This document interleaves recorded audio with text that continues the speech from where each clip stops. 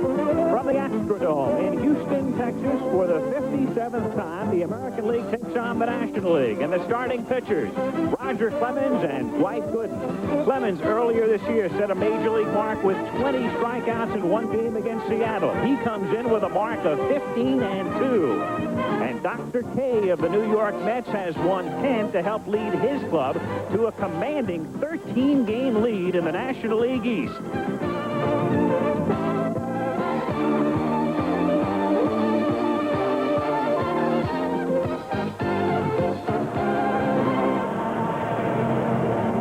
Houston entered the National League in 1962. The old Colt 45s played in an outdoor stadium that was hot and sultry and mosquito-laden. But then the Astros moved in here to, at that time, what they called the eighth wonder of the world, the Astrodome. We take it so much for granted now as domed stadiums dot the landscape coast to coast, but it's worth remembering this was the first of the indoor ballparks, and tonight it hosts the 57th All-Star Game. I'm Al Michaels. Welcome to Houston, and if history tells us anything, it should be a low-scoring game. This is a pitcher's park, tough to hit home runs in, and the only other All-Star game played here was in 1968. It was the only 1-0 All-Star game in history, and wouldn't you know it, the only run of the game came across the plate when Willie McCovey grounded into a double play. More of the same tonight? Well, we'll see. We've got some good pitchers on both sides, but it's also worth noting, I think, most of all tonight, that each All-Star game marks sort of a passing of the torch. This one in particular. Here it is, 1986, and think about some of the active players. Pete Rose is not here tonight. Reggie Jackson is not here. Steve Garvey is home. Nolan Ryan, who pitches his home games in this ballpark, is not here tonight. And then there are the 4 300-game active winners. Steve Carlton of the Giants, Phil Niekro of Cleveland, Don Sutton, who won his 300th earlier this season for California, and Tom Seaver of Boston. And those 8 men who just about have their tickets written to Cooperstown are all in the television audience. So nostalgia takes a backseat tonight. Amongst the new guard, perhaps best typifying some of those new stars, now not only on the horizon but having arrived, are the 2 starting pitchers. Roger Clemons, who earlier this season struck out 20, won his first 14, and comes in with a mark of 15-2, and comes back home in a way. He went to high school in Houston. He'll be on the mound against Dwight Gooden. Here are the feelings of tonight's starting pitchers. It's going to be exciting. Everybody at home, you know, mother and all my family's going to be coming in and getting to see it. And it's going to be a little extra pressure because the family's there, and it is in front of my hometown and all the coaches I played for and all that bit. So it'll be exciting, and it'll be probably 3. If I pitch 3 innings, it'll be 3 pressure-packed innings for me. Well, it's a great feeling, you know, to have the honor to start an All-Star game, not only to make it, but be the starting pitcher. And it's a great honor, you know, facing the American League's best hitters, you know, in one game mid-season, and something you can look back on, you know, when you're out of the game or down in your career. Each of those men will work the maximum 3 innings, perhaps less, but what about the rest of the rotation? Let's get some insight. The American League manager is Dick Hauser of the Royals, and he's with Jim Palmer. Thank you, Al. I am with Dick Hauser in front of the third base dugout. Dick, we know Roger Clemons is starting the game. What's the rotation after that? Well, it's going to be Clemons, it's going to be Higuera, and then it's going to be the knuckleballer Huff. Then we're going to do what we have to do to win it. We're going to try to get a lead, hold on, use our big bats off the bench, and play some defense late. Now, Roger Clemons pitched Saturday night. He's coming back with only 2 days rest. You're certainly aware of that. Is that going to change your No, not at all. I knew he was going to pitch on Saturday. We talked about this a month ago. I knew he could pitch Saturday. He'd be well rested. He lives 30 miles from here. I feel good about him pitching. Okay, another thing, when you have a 28-man roster, I know you'd like to play everybody, but what's more important, getting everybody in the game? Well, it's a little bit of both. I tell you the truth, I'd like to play everybody, but I'd also like to win the thing, too, so I think winning's going to be first. Well, best of luck tonight. Let's go over to Tim McCarver with the National League manager, Whitey Herzog. All right, Jim, and of course, Dwight Gooden starting. Whitey, 2 questions. How long are you going to go with Dwight Gooden? Secondly, who are you going to counter with after Dwight? Well, actually, I want him to go 3 innings, but if he labors and has a couple of tough innings, I would get him out after 2. After Dwight, I figure I'm going with Fernando Valenzuela, although After Fernando, if I had to get Dwight out of there in the third inning, I would use one of the relief pitchers and then start the inning with Fernando. And after Fernando, you don't know? I'm looking at Fernandez, and I'm looking at Scott. I'm going to look at the lineup, see where we're at, how many left-handers or right-handers they come up, and go that direction. It sure should be a lot of fun. Now let's go back to the booth to Al Michaels. And, Tim, the National League, hopeful the fun will continue because, as most of you know, the National League has dominated. They've won 13 of the last 14 and, unbelievably, 21 of the last 23 All-Star games. And we'll meet both squads when we come back to the Astrodome in Houston. And the crowd still filing into the Astrodome. Capacity up near 45,000. Sold out the second time this Midsummer Baseball Classic has been played in the Astrodome, and the fourth time overall indoors. 1979, it was played in the Kingdome in Seattle, and then last year at the Metrodome in Minneapolis. Right now, let's meet the teams. The PA announcer is Fred Duckett. Batting practice staff from the Kansas City Royals. Number 41, Mike Ferraro. Number 43, Gary Blaylock. Number 44, Jim Schaefer. The trainers from the New York Yankees, Gene Monahan. Texas Rangers, Bill Ziegler. The coaches from the Cleveland Indians, number 7, Pat Corrales. From the Boston Red Sox, number 1, John McNamara. The players from the Baltimore Orioles, number 33, infielder Eddie Murray. Number 41, pitcher Don Ossie. The Boston Red Sox, number 10, catcher Rich Gedman. The 14, outfielder Jim Wright. From the California Angels, number 39, pitcher Mike Witt. From the Chicago White Sox, number 3, outfielder Harold Bain. From the Cleveland Indians, number 18, pitcher Ken Schramm. Number 26, infielder Brooke Jacoby. From the Detroit Tigers, number 21, pitcher Willie Hernandez. From the Kansas City Royals, selected to his 11th consecutive All-Star game, but unable to perform due to injury, number 5, infielder George Brett. Number 20, infielder Frank White. From the Milwaukee Brewers, number 49, pitcher Teddy Fugera. From the New York Yankees, number 19, pitcher Dave Righetti. Number 23, infielder Don Mattingly. From the Oakland Athletics, number 33, outfielder Jose Canseco. From the Seattle Mariners, number 17, infielder Jim Presley. From the Texas Rangers, number 49, pitcher Charlie Huff. From the Toronto Blue Jays, number 1, infielder Tony Fernandez. Number 15, outfielder Lloyd Mosby.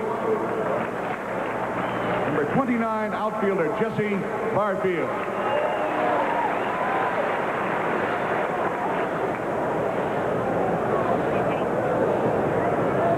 The manager from the 1985 world champion Kansas City Royals, making his first appearance as an all-star manager, an all-star rookie 25 years ago, number 10, Dick Hauser.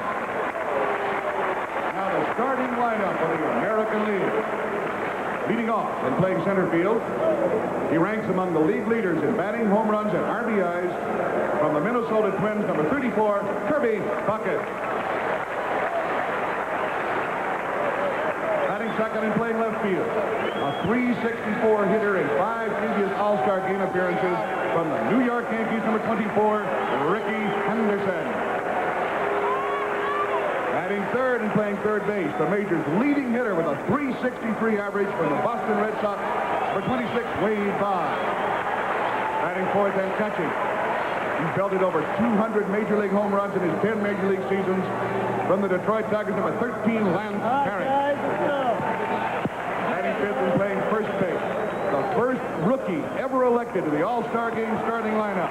From the California Angels, number 21, Wally Joyner. Batting 26th and playing shortstop. He has not missed an inning of play in over 4 seasons. From the Baltimore Orioles, number 8, Cal Ripken. Batting 7th and playing right field. He has appeared in 9 previous All-Star games and owns a .370 All-Star game average. From the New York Yankees, number 31, Dave Winfield. Batting 8th and playing second base. He's batting at even .500 in 3 previous All-Star game appearances. From the Detroit Tigers, number 1, Whitaker. Batting 9th and pitching. He'll be warming up in the bullpen to make his first All-Star appearance. He opened the season with a 14-0 mark from the Boston Red Sox, number 23, Roger Clemons. Next, the National League staff, coaches and non-starters.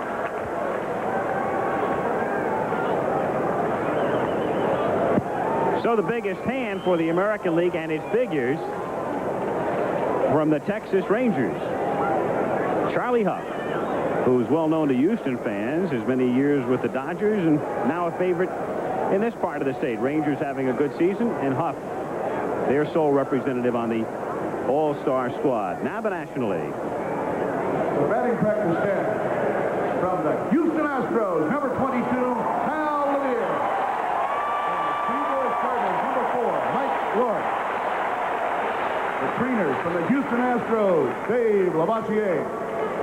From the Los Angeles Dodgers, Bill Mueller. The coaches from the Los Angeles Dodgers, number 2, Tom Lasorda. The New York Mets, number 5, Davey Johnson. The players from the Chicago Cubs, number 7, catcher, Jody Davis.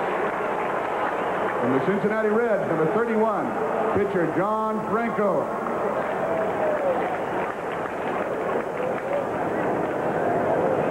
Number 39, outfielder, Dave Parker.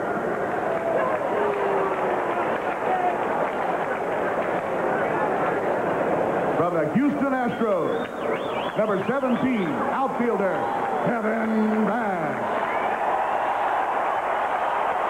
Number 27, infielder, Glenn Davis.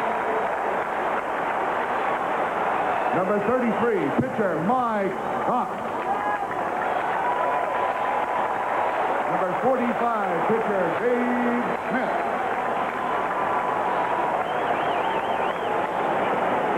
From the Los Angeles Dodgers, number 3, infielder, Steve Sapp.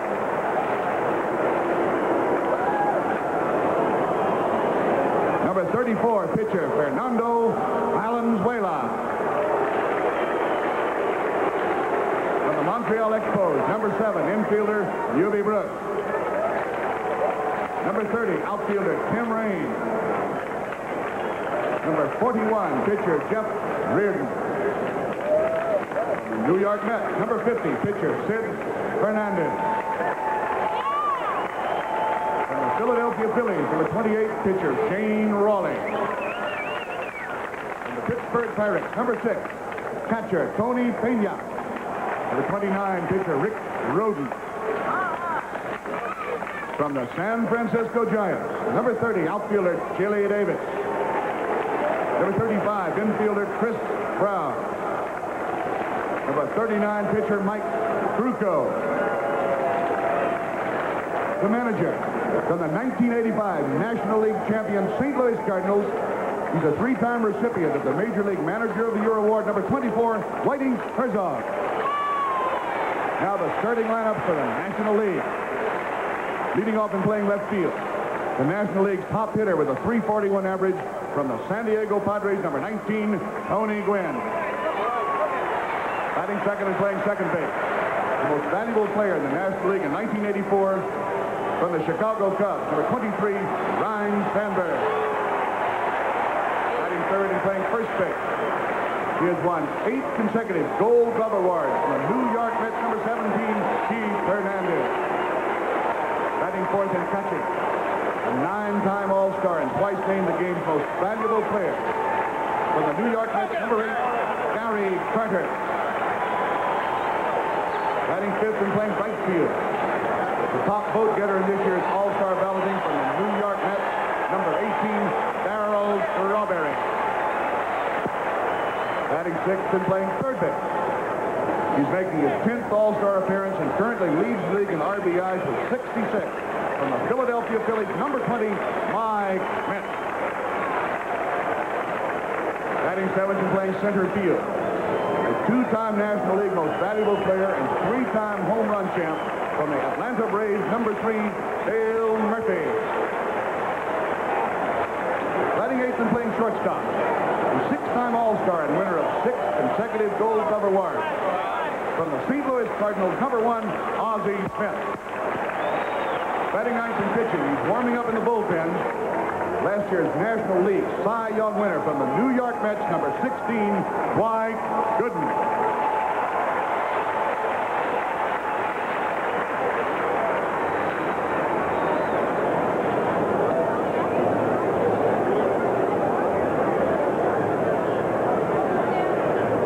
Ladies and gentlemen, two of baseball's all-time greats are with us tonight as the traditional honorary captains of the American and National League squads. For the American League, this Hall of Fame second baseman spent all 19 Major League seasons with the Detroit Tigers. He batted over 313 times and finished with a .320 average and 2,839 hits. Named to baseball's greatest living team in 1969, he batted 506 All-Star Game appearances. The mechanical man, Charlie Gehringer. The honorary captain for the National League began his 23 Major League career right here with the Houston Colt 45. A career .279 hitter, he collected 2,716 career hits, including 100 as a pinch hitter, a six-time All-Star. He delivered the game-winning hit in the 1967 game, number 10 in his Colt 45 uniform, Rusty Staub.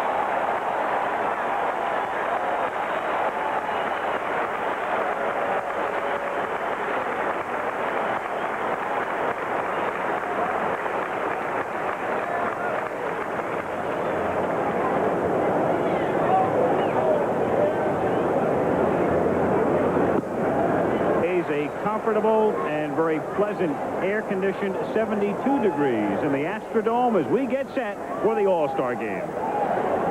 Eli Zarrett tonight. Live from the Astrodome in Houston, Texas. The 1986 Major League Baseball All-Star Game. For the 57th time, the American League taking on the National League.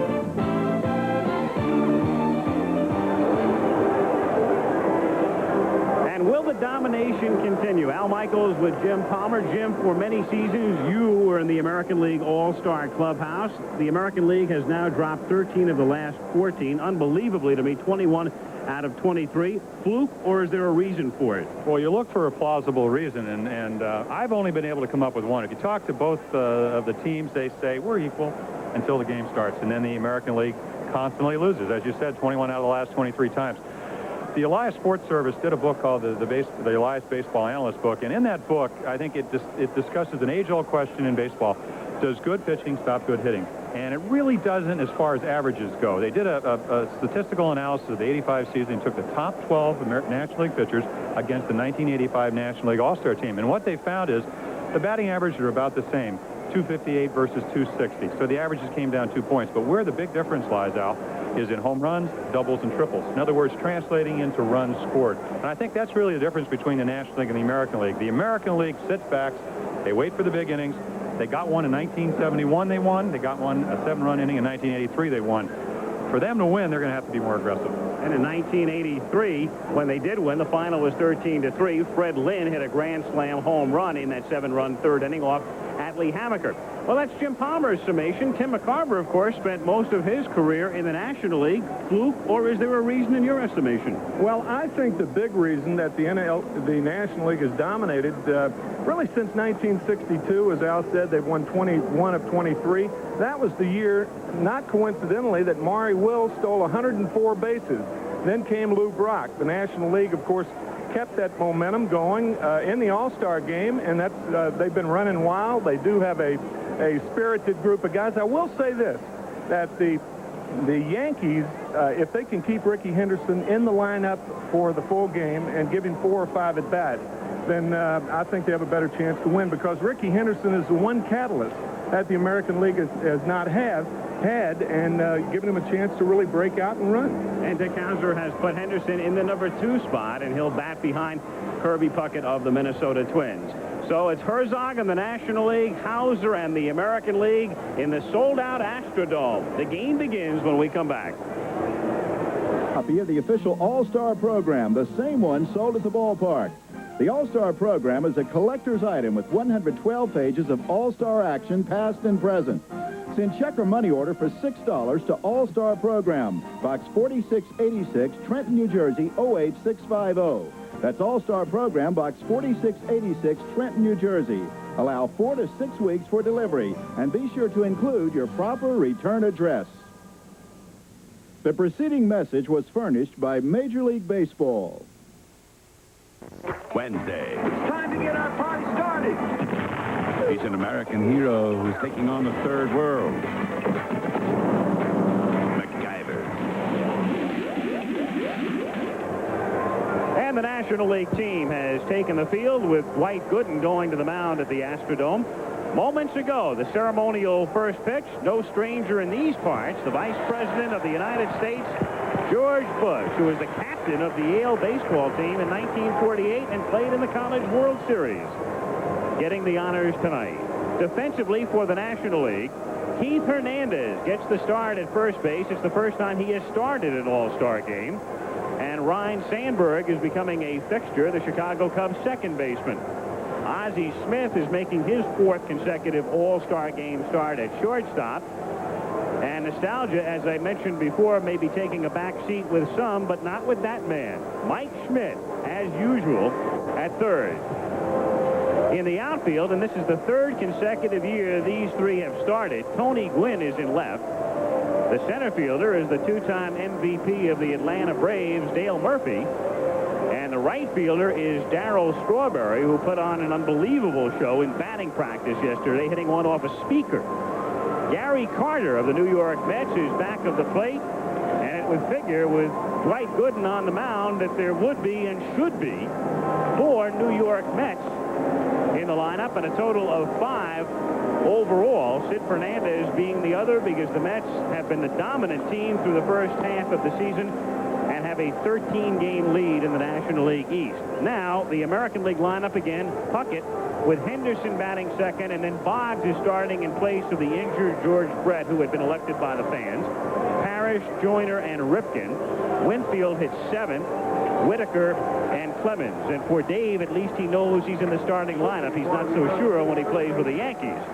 The umpires, Bruce Fremming in his 16th season calls the balls and strikes. Steve Palermo of the American League at first. Paul Runge of the National at second. Rick Reed, American third. Eric Gregg, the National League, down the left field line. And Tim McClelland of the American League is down the line and right. And so here we go with Dwight Gooden facing Kirby Puckett of the Minnesota Twins. And the All-Star game is underway with a bat. So Puckett starts things with a single to center.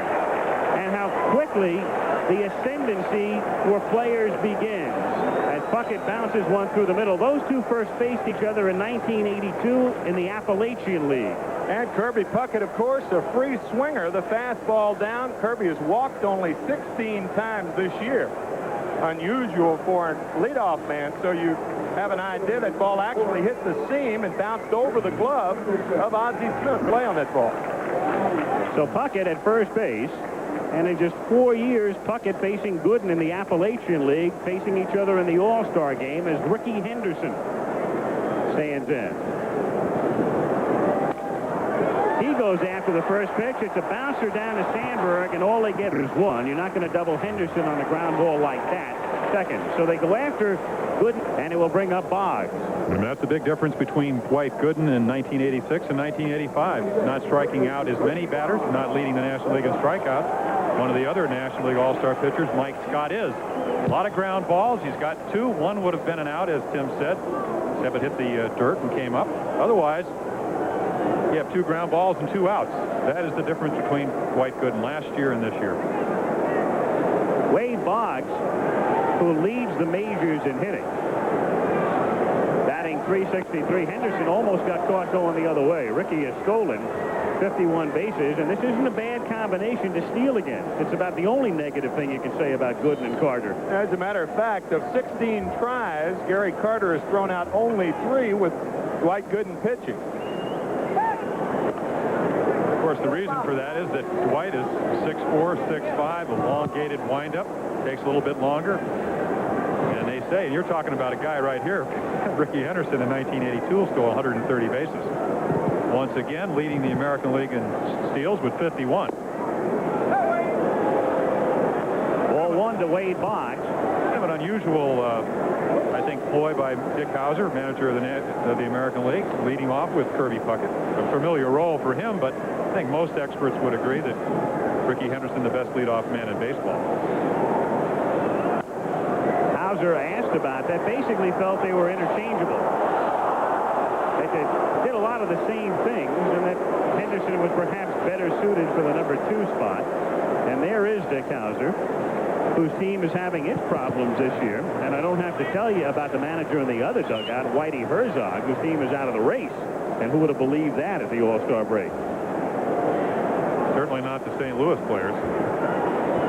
Not after the year they had last year. And his spike's caught, and that's a balk, an automatic balk. And that's one of the few balks that you will actually see, because most are invisible. Well, that's something that's very embarrassing, but invariably happens. And then again, this is, I think, something that Tim alluded to as you take another look at it. He's aware that Henderson's over there, the quick move, and he catches his spike. Looks like he caught his right foot. And the wise decision, because if he does throw the ball and it's an errant toss, you're talking about a runner at third base. Henderson now at second with 1 out, and here's the 1-1 pitch, and it's 2-1. We've clocked Gooden at 96 miles per hour as you see Henderson of the Yankees take his lead at second. Boggs at the plate with Lance Parrish on deck. Breaking pitch. Those who don't watch Gooden think he's having a mediocre year. Tim, you see him pitch every day. How is he now compared to the way he was a year ago? Well, I think that's one of the problems. Everybody is comparing him to a year ago when he was 24-4 and a 1.53. Henderson goes, and it's fouled away. So Ricky got a good jump, was on his way to third, but retraces his steps. And his expectation, not Ricky Henderson's, but Dwight Gooden's, I think everybody is viewing Dwight from his first 2 years. And after all, he's 10-4. Randy Neiman, who was sent down the other day, a pitcher on the Mets staff, said, I wish we could all struggle with a 10-4 record. Falls into that everything is relative category. Keep in mind, too, he is still the youngest pitcher in the National League as Boggs fouls it away. Matter of fact, he was the youngest player until the Reds recalled Kurt Stillwell last week when Davey Concepcion went on the DL. Gooden also set a mark, you'll recall, 2 years ago by becoming the youngest All-Star performer ever at Candlestick Park in San Francisco. All he did was strike out the side in the first inning.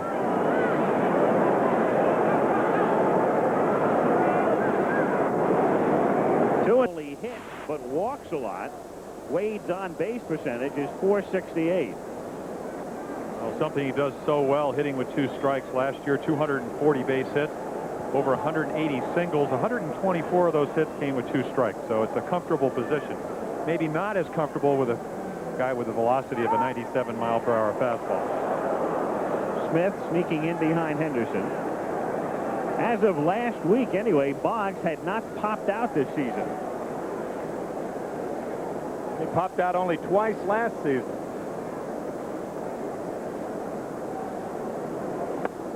Three and through the count. That's a perfect illustration of why he is such a disciplined hitter. Normally, hitters expand the strike zone. I think a key to pitching for not only Dwight Gooden, but for years that I pitched, is try to get ahead of the hitters and have them expand the strike zone. Right there is a borderline pitch. Boggs says, you're going to have to throw me a strike. So with Henderson at second, the 3-2 pitch is lifted in the air to left field, and it's Gwynn fading into the corner, has room, makes the catch. Henderson tags, but he's not going anywhere, and there are 2 down. Gooden gets Boggs, and now he faces Lance Parrish. Parrish was one of those he struck out when he struck out the side of Candlestick in his first inning of work in '84. Pardon me, Al, that ball that Wade Boggs hit would have probably been a home run over the Green Monster in Boston at Fenway. At least a double. Yeah. No cheapies in this part. The distances are honest, and the ball just does not carry very well here. Strike. 0-1. Talking to Davey Johnson, who is coaching third base today for the National League, talking about the manager of the Mets, I asked him, really, what is the difference between Dwight Gooden? You pointed out the record, the expectation level. He said that he has just not been consistent within the strike zone. He throws strikes, but they're not, as we see a curveball just missed, they're not as quality type pitches as they were in 1985. And plus, you saw Wade Boggs lay off that high fastball. That's another thing. The National League hitters are not swinging at that pitch anymore. They're making him bring the ball down, and he's much more effective up than down. 1 ball, 1 strike. First inning with no score. Ricky Henderson, the runner at second. And Parrish pops it up. Ozzie Smith in front of second base makes the catch to retire the side. No runs, a leadoff single by Puckett after a half. The American League nothing, and the National League coming up. Talks about the irony of starting tonight and not knowing if he'll start for the Yankees this coming Thursday. Yeah, it's kind of ridiculous. If I can play for this team, I could play for anybody. But what can I say? It's political. It's political. They should just put me in the lineup and let me play. There are no excuses about an average. I'm not really making any excuses. My productivity is there. The hustle is there. The contributions on the field and in the locker room are a very important part of the team. And when the players even question, why am I not playing, I really don't want to get into it. I assume that I will be in the starting lineup and just there for the rest of the year. And for those of you who don't know, Winfield has not been starting recently against right-handers. He's involved in a long-distance feud with George Steinbrenner. Long-distance meaning not face-to-face, but through the media, as you look at the defensive alignment. And those were Winfield's remarks about the fact he's voted to the All-Star team, but doesn't know if he'll be in the lineup when the Yankees resume regular season play on Thursday. Not exactly a one-dimensional player. Even if you're not hitting for an average, he can certainly win a lot of games for you with his glove and even his base running. Not only is it ridiculous, it's amazing. Tony Gwynn, who leads the National League in hitting at .341, and he's already won a batting title, takes high for a ball. Roger Clemons on the mound. Clemons, who was born in Dayton, Ohio, grew up in this area, went to Springwoods High School. Hometown is Katy, Texas. And a man who somehow had to procure 50 tickets for friends and relatives. In there, and the count 1-1. At the press luncheon yesterday, Roger said that in Boston, they said, how you doing? And down here, they say, how y'all doing? And that's the big difference in pitching in the Astrodome. That and the dimensions. Yeah, there's a bigger difference. Fenway hasn't bothered him. Very few parks have. He was 14-0, then he lost to Toronto. Then he had his only real bad outing of the year last Monday night against Oakland, but he rebounded to beat the Angels Saturday. So he's working on a couple of days rest, and he throws a fastball by Gwynn. 2-2. Pretty good idea right there, Al, is if you look at the dimensions here at the Astrodome. Right there, Tony Gwynn, as you said, leading the league, the National League in hitting, knows the fastball's coming, swings right through it. You don't see that very often.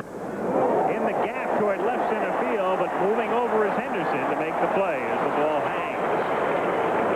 One left fielder flies out to the other for the first out of the first inning. Gwynn is gone, and that brings Ryne Sandberg to the plate. Most of the National Leaguers, those in the starting lineup, have been in slumps of late.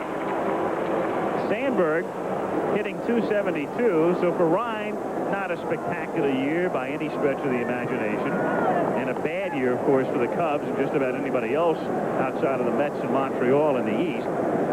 But Ryan, the MVP a couple of years back, man, the fans remember. In there for a strike, 0-1. Clemons consistently in the mid-90s, 96 and up to 97 thus far on the gun. Here's the 0-1 pitch. Fouled away. Sandberg in the month of July, to illustrate the National League slump amongst the starters, is hitting 184. And the starting 8, minus Gooden through the month of July, is hitting just 239. Of course, his slump mirrors that of the Cubs. Even when they do hit their home runs, usually nobody's on. They've struggled both offensively and defensively, and especially with their pitching. A lot of injuries.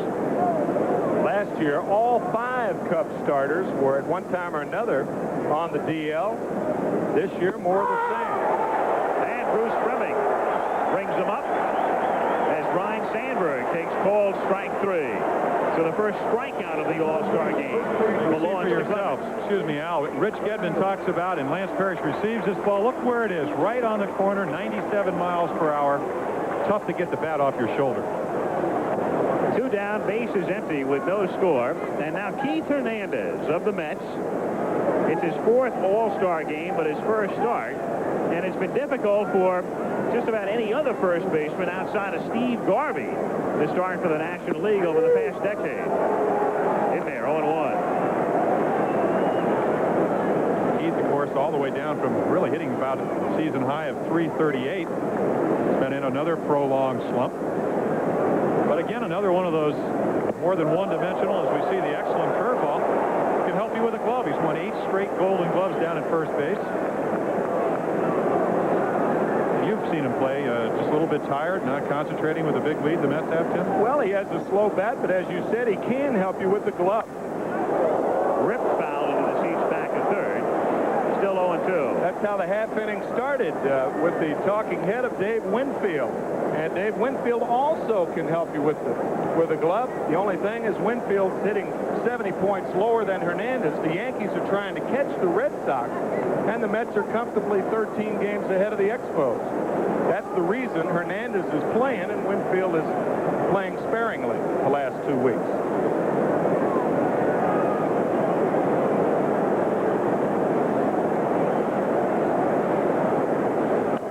Fouled away again. Herzog, who can't believe what has happened to his team this season. And Whitey is the one manager who has lost an All-Star game for the National League in the last 14. Yep, he was there in '83 at Comiskey Park. As Hernandez is a chopper, Wally Joyner, the rookie from the Angels, flips to Clemons, and the National League is gone in order. So we've played 1 in Houston with no score. Just to show you graphically, pitches clocked at 95 plus in the first inning. Clemons airing it out 11 times, and Gooden a total of 8. And when you talk about airing it out, there's no better place to do it than in an All-Star game where you know you can't be on the mound for more than 3 innings. I think the big tendency, Al, and I started 4 and pitched in 5, is that you have a tendency to overthrow. And it seems like Gooden, he threw a little bit harder when he got a runner in scoring position. Turned it up. He faces Wally Joyner here. Wally Joyner, the first rookie to ever be elected a starter in the All-Star game by the fans. And, of course, it's the first time that rookies have been included on the ballot, so that obviously helped. But he got off to a sensational start, and he's the man who took Rod Carew's spot at first base for California and has become an instant sensation. Second in home runs with 22nd in RBIs behind Canseco in both departments. He has 72 RBIs. What a nice stroke he had. There is the man who figures to be in next for the National League, Fernando Valenzuela, starting to get loose with Gooden on the mound in the second inning. I look at Wally Joyner and I think of Freddie Lynn back in 1975. Nice, sweet stroke. Of course, Wally, they pitched him a little differently. He went down and hitting well over 300 to 313, went down to 277, has only hit 1 home run. the last 25 games, so had 19 almost a month ago. Popped up, and Ozzie Smith goes out with Gwynn coming in, and it's the Wizard making the catch. So Joyner is gone. One away, and Cal Ripken comes up. Gives you an idea of Gooden's high fastballs. The last 3 batters for the American League have been retired on fly balls, all high fastballs. For the All-Star game, as you see, the DH rule not in use. All starters except pitchers must play 3 innings unless you're injured. And if the last catcher becomes injured, the removed catcher may re-enter as Ripken takes low for a ball, 1-0. A model of consistency. Cal Ripken hitting .297. Consecutive game streak still alive. 690. Consecutive inning streak still alive. In there in the count, 1-1. As you look around the Astrodome, ironic in this game, you've got Dale Murphy in center for the National League, who came out of the lineup so they would take some of the pressure of that consecutive game streak off. He missed the game last week in Philadelphia, but Ripken keeps on rolling. Chopper in the count, 1-2. You talked to Cal about the streak, Jim. Is it a big thing with him? Does he want to continue? Well, he just doesn't feel that. A lot of people feel that that playing every inning of every ball game is counterproductive. You get tired. He said, "What's an inning off here and there? I would just rather play every inning." And I don't really think it's hurt him. A lot of times you think he was a little bit tired this year, early in the year. I think a lot of people felt he played too many innings. In July, he's been up 47 times with 20 hits. So at a time when you think you need a rest, he's playing as well as you can play. Curled foul. He sort of downplays it when he's interviewed about it, but I guess the longer it goes, the prouder you have to become. Well, he's quite an athlete. He was an all-state soccer player. He's the type of basketball player that can two-hand jams over his head. I think most people look at him. And you take a look, he's almost 6'5", or maybe a little bit bigger than that, weighs about 225 pounds, and they said a guy that's that big and plays shortstop, a position you have to be very mobile at, he's got to get tired. Yeah, certainly you can't tell from his performance that he's tired. Ozzie Smith's been a busy man, and Ozzie now has 3 putouts and 1 assist.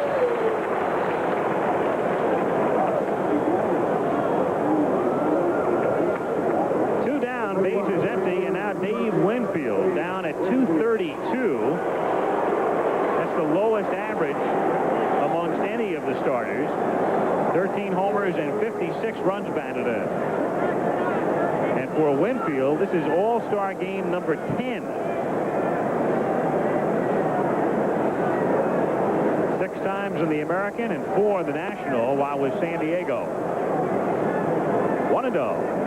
I think it was very interesting what he said about it's all political. Very proud man. Going back to 1984, they said he couldn't hit for an average. All he did was hit .340. That was after a year where he hit about 35 home runs in one of the toughest right-handed hitters park in baseball. Of course, he was edged out on the last day of the season by Don Mattingly 2 years ago. Hey, they talk about the recession here in Houston, the oil and gas recession. Maybe Clemons and Gooden are the answers to that recession. They'll put some gas on in there tonight, I'll tell you. Well, we were up in Boston a week ago and standing around in the lobby of the hotel, and a man said, I have 6 tickets. I need another 6. All I had to do is pay an extra $200 a ticket to see Clemons pitch. So obviously there's not a recession in Boston, at least not for this fellow. No recession in the standings there either. No recession in the standings here as the Astros have surprised everyone by staying in the race. For the most part, they've been in first place for the first half of the season, though at the All-Star break, they trailed the Giants by 1. 1-2 to Winfield. It is hit into the right field corner, and it's a fair ball, and Strawberry gets it back in as Winfield pulls in at second with a double. Hit number 2 for the American League.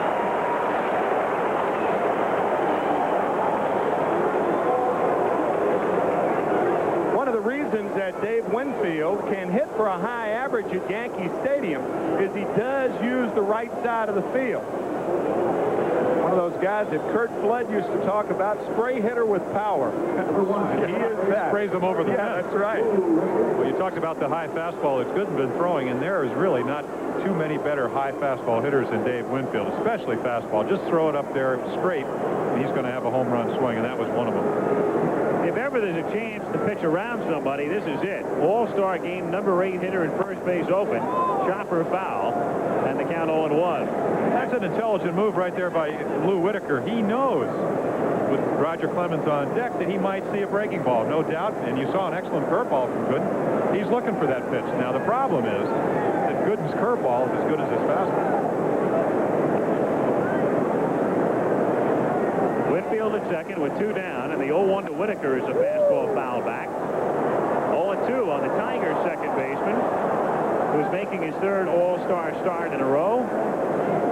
Hit 21 homers last year, and you might recall in Minnesota last year, he forgot to bring his uniform, left it in the trunk of his car. They had to buy one at a souvenir stand, and with a marking pencil, mark in his number, number 1. As Whitaker hits it high in the air to deep right field, and Strawberry looks up. This one is gone.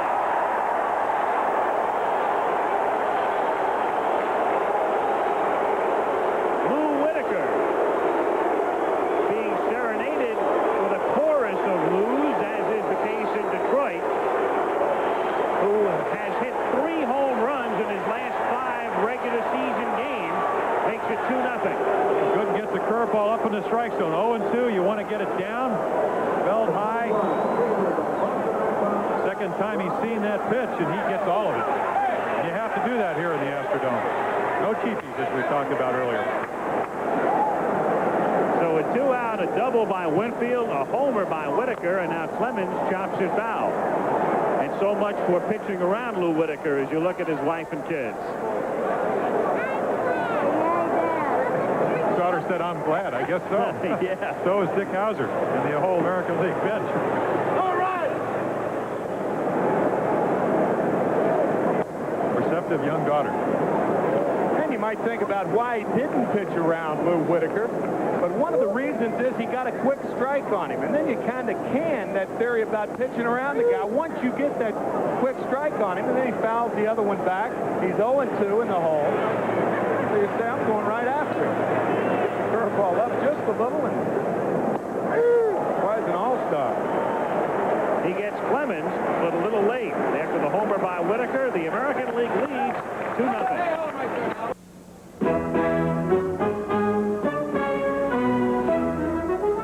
Mark the Bird Fidrich exploded onto the baseball scene and was named the American League starting pitcher in 1976, his rookie year. Today he builds swimming pools with a friend near his home in Northborough, Massachusetts. A reminder, Monday Night Baseball resuming this coming Monday. 2 games for you, so check your local listings. The Mets go to Cincinnati to take on the resurging Reds, and the Giants, maybe the biggest surprise of all this year, against the Cardinals in St. Louis at 8 Eastern time next Monday. Lou Whitaker's home run has made it 2-0 American League as we go to the bottom of the 2nd inning in the 57th All-Star game, and Gary Carter, Darryl Strawberry, and Mike Schmidt to face Roger Clemens. Carter fouling it away. You've noticed that the National League has Hernandez, Carter, and Strawberry batting 3, 4, 5. It's the first time any All-Star team has had 3 men from the same team hit in those slots since 1960. As you can see it right there, Maris, Mantle, and Skowron of the Yankees. As Carter hits a fly ball to center field, and Kirby Puckett comes in to make the play. And then for emphasis back in 1960, Yogi Berra hit 6th. Kirby Puckett right there. One of the most difficult things in the Astrodome is to sometimes follow a fly ball. Go back the first time they ever played here in 1965. We played the first day game. The Orioles came down here along the Yankees, and we won 12-9. Booth Powell played left field. We won the game because we hit more fly balls.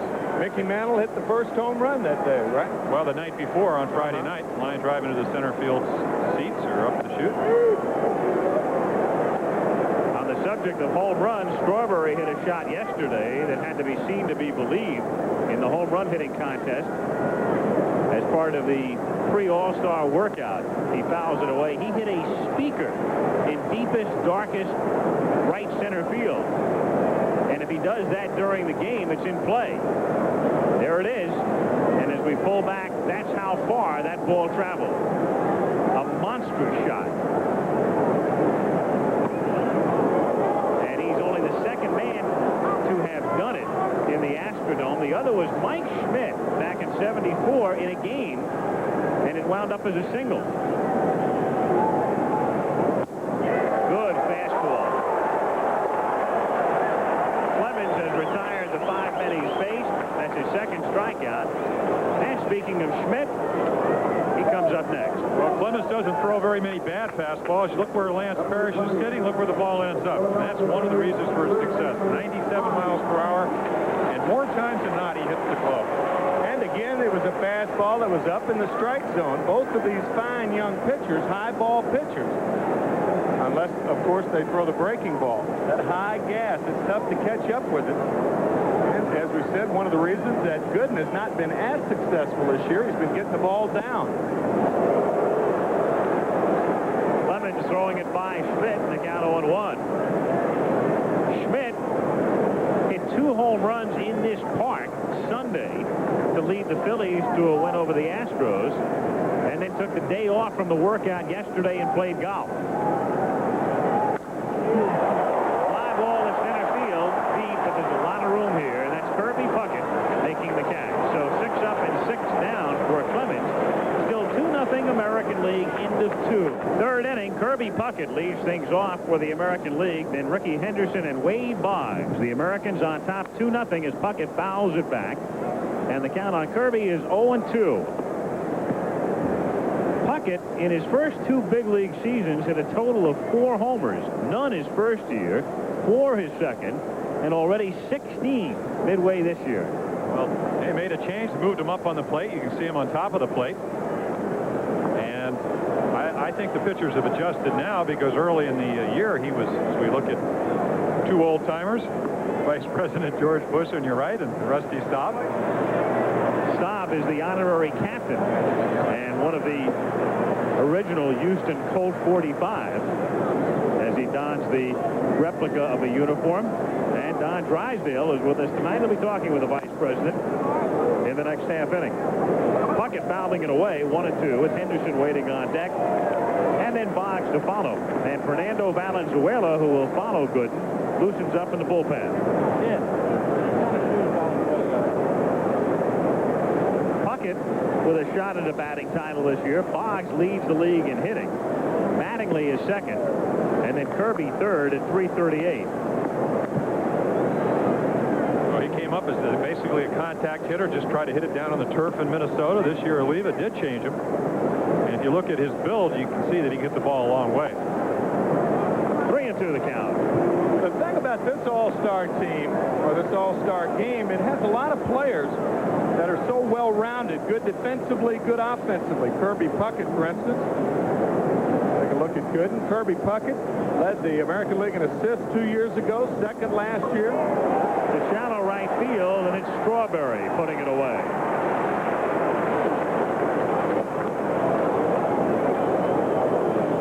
Well-rounded on both ends. A lot of gold gloves, a lot of consecutive games played as far as Ripken is concerned. A lot of strikeouts for that man right there. Update on the speed comparison. Gooden has now thrown 27 at 95 plus. He's also thrown a lot more pitches than Clemens, who's retired the 6 men he has faced. Henderson, who bounced into a force. Good curve for a strike. And if you're not used to seeing Gooden, I guess that's easy to do. You bend back, and the pitch breaks over. I guess it's easy to do if you've seen him 100 times. Well, again, I think from all the media, the big question, what's the difference between Dwight Gooden and Roger Clemens? And we've seen tonight they both throw with the same velocity, just right around 96, 97 miles per hour. I think over a course of a season, at least looking at Dwight Gooden last year and the year before, has the better of the curveballs. Tonight, you couldn't tell a difference. Both of them, with the exception of the hanging curveball to Whitaker, both of them had an excellent curveball. Clemons, of course, has a slider and a changeup, even though Dwight throws a changeup. He's in a situation, again, what you said, expectation. If he throws a changeup and gets hurt with it, people are saying he's not using his best pitch. Half swing, and Henderson commits himself. And that's that for Ricky. Here's the fastball tight to Henderson. And after 2 curveballs, that fastball looks like it was thrown about 200 miles an hour. That's why you get a check swing in that situation. 2 down, and Wade Boggs, who flied to left to deep left in the first inning. Justice is served in a way, and there is Tom Lasorda, the manager of the Dodgers and one of Whitey Herzog's coaches, looking on from the National League dugout. George Brett was voted the starter at third, and Brett, after a very slow start, has really picked it up, but George has a bad shoulder, so he can't play tonight.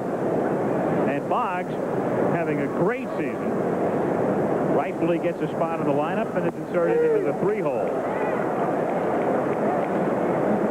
Another example of one of those players that was somewhat one-dimensional when he came up. He's learned how to run, moved up by running on his toes, become a much better defensive third baseman.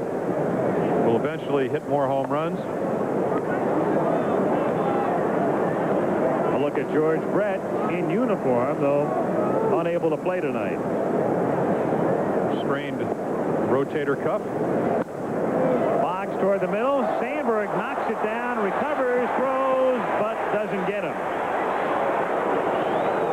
So Boggs gets aboard. Sandberg making a nice play to get there, but unable to hold on, and Boggs is safe with 2 down, and Parrish coming up. What an infielder tries to do when he backhands the ball whenever he has to go to his right. Tries to catch the ball in the webbing, and that ball hit the heel of the glove of Sandberg. He actually went too far, and that's why the ball just popped out and no chance to get by. And they've given him an error. Pretty tough call.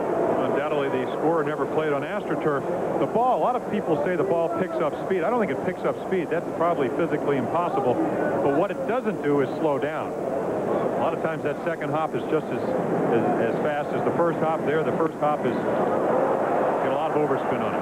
Parrish hits a fly ball to Murphy, and that's that. So Sandberg's error means nothing, and at the end of 2.5, the American League 2, the National League, nothing. All right, thank you, Don, as Dale Murphy starts things off for the National League in the bottom of the third. 2-0, the Americans on top as Murphy hits it to the hole, backhanded by Ripken. Plants, throws, and gets him. Cal Ripken. Well, you know about his bat, but for those of you who don't watch him play a lot, even though it's a disputed call at first, take a look at his arm. We talked earlier about his mobility. You get a chance to see it here.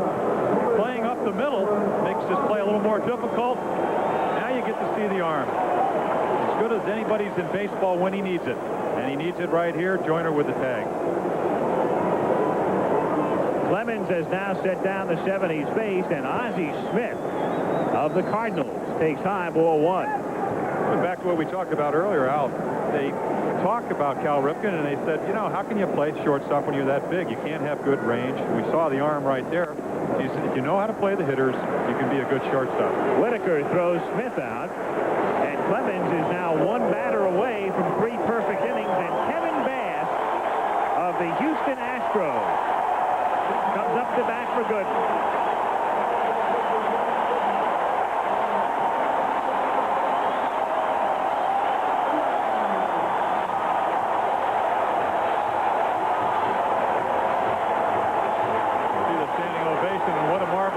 Kevin Bass is having. Last year, 16 home runs, 13 already. Made himself into a much better left-handed hitter. He's a man who in spring training really didn't know exactly where he fit into the lineup. In a way, some regarded him as the 4th outfielder. Instead, he winds up as the 4th Astro on the All-Star team and goes after the first pitch and hits it down to Whitaker, and Roger Clemens in his hometown pitches 3 perfect perfect innings. And at the end of 3, it's the American League 2 and the National League nothing. Well, here comes Fernando Valenzuela of the Los Angeles Dodgers, 11-6, a 301 earned run average. So Fernando on a pace to win 20 or close to that figure in what's been a real rough year for the Dodgers, especially injury-wise. Meanwhile, 3 perfect innings. Jim Bunning, our colleague Don Drysdale, Spahn, and Bunning again, and Denny McLean. Steve Stone did it in 1980, and Roger Clemons joins that select list tonight. 9 up, 9 down, and hats off to you, Roger, with a 2-0 lead. Don Mattingly, meanwhile, comes up to pinch hit here in the 4th inning. He'll bat for Wally Joyner and then stay in the game. Joyner came up once and popped out in the 2nd. So last year's American League MVP facing Valenzuela and taking a strike. Ripken due up next, and then Winfield. And what you'll see from here on out, not only pitching changes, but a lot of other position changes in pinch hitters.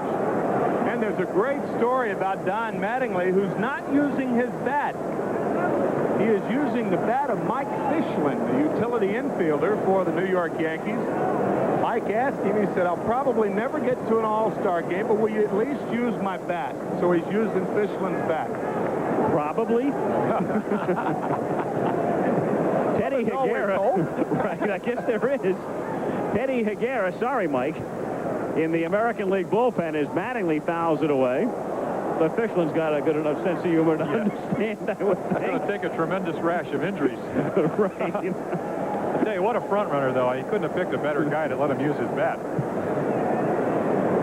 He's already won a batting championship. He's already won an MVP award.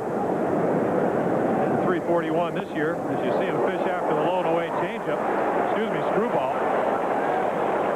And that's a posture that many have taken against Fernando Valenzuela. Well, he's got so many pitches. You see the screwball right here. He's got a fastball he can spot. You see Mattingly out on his front foot.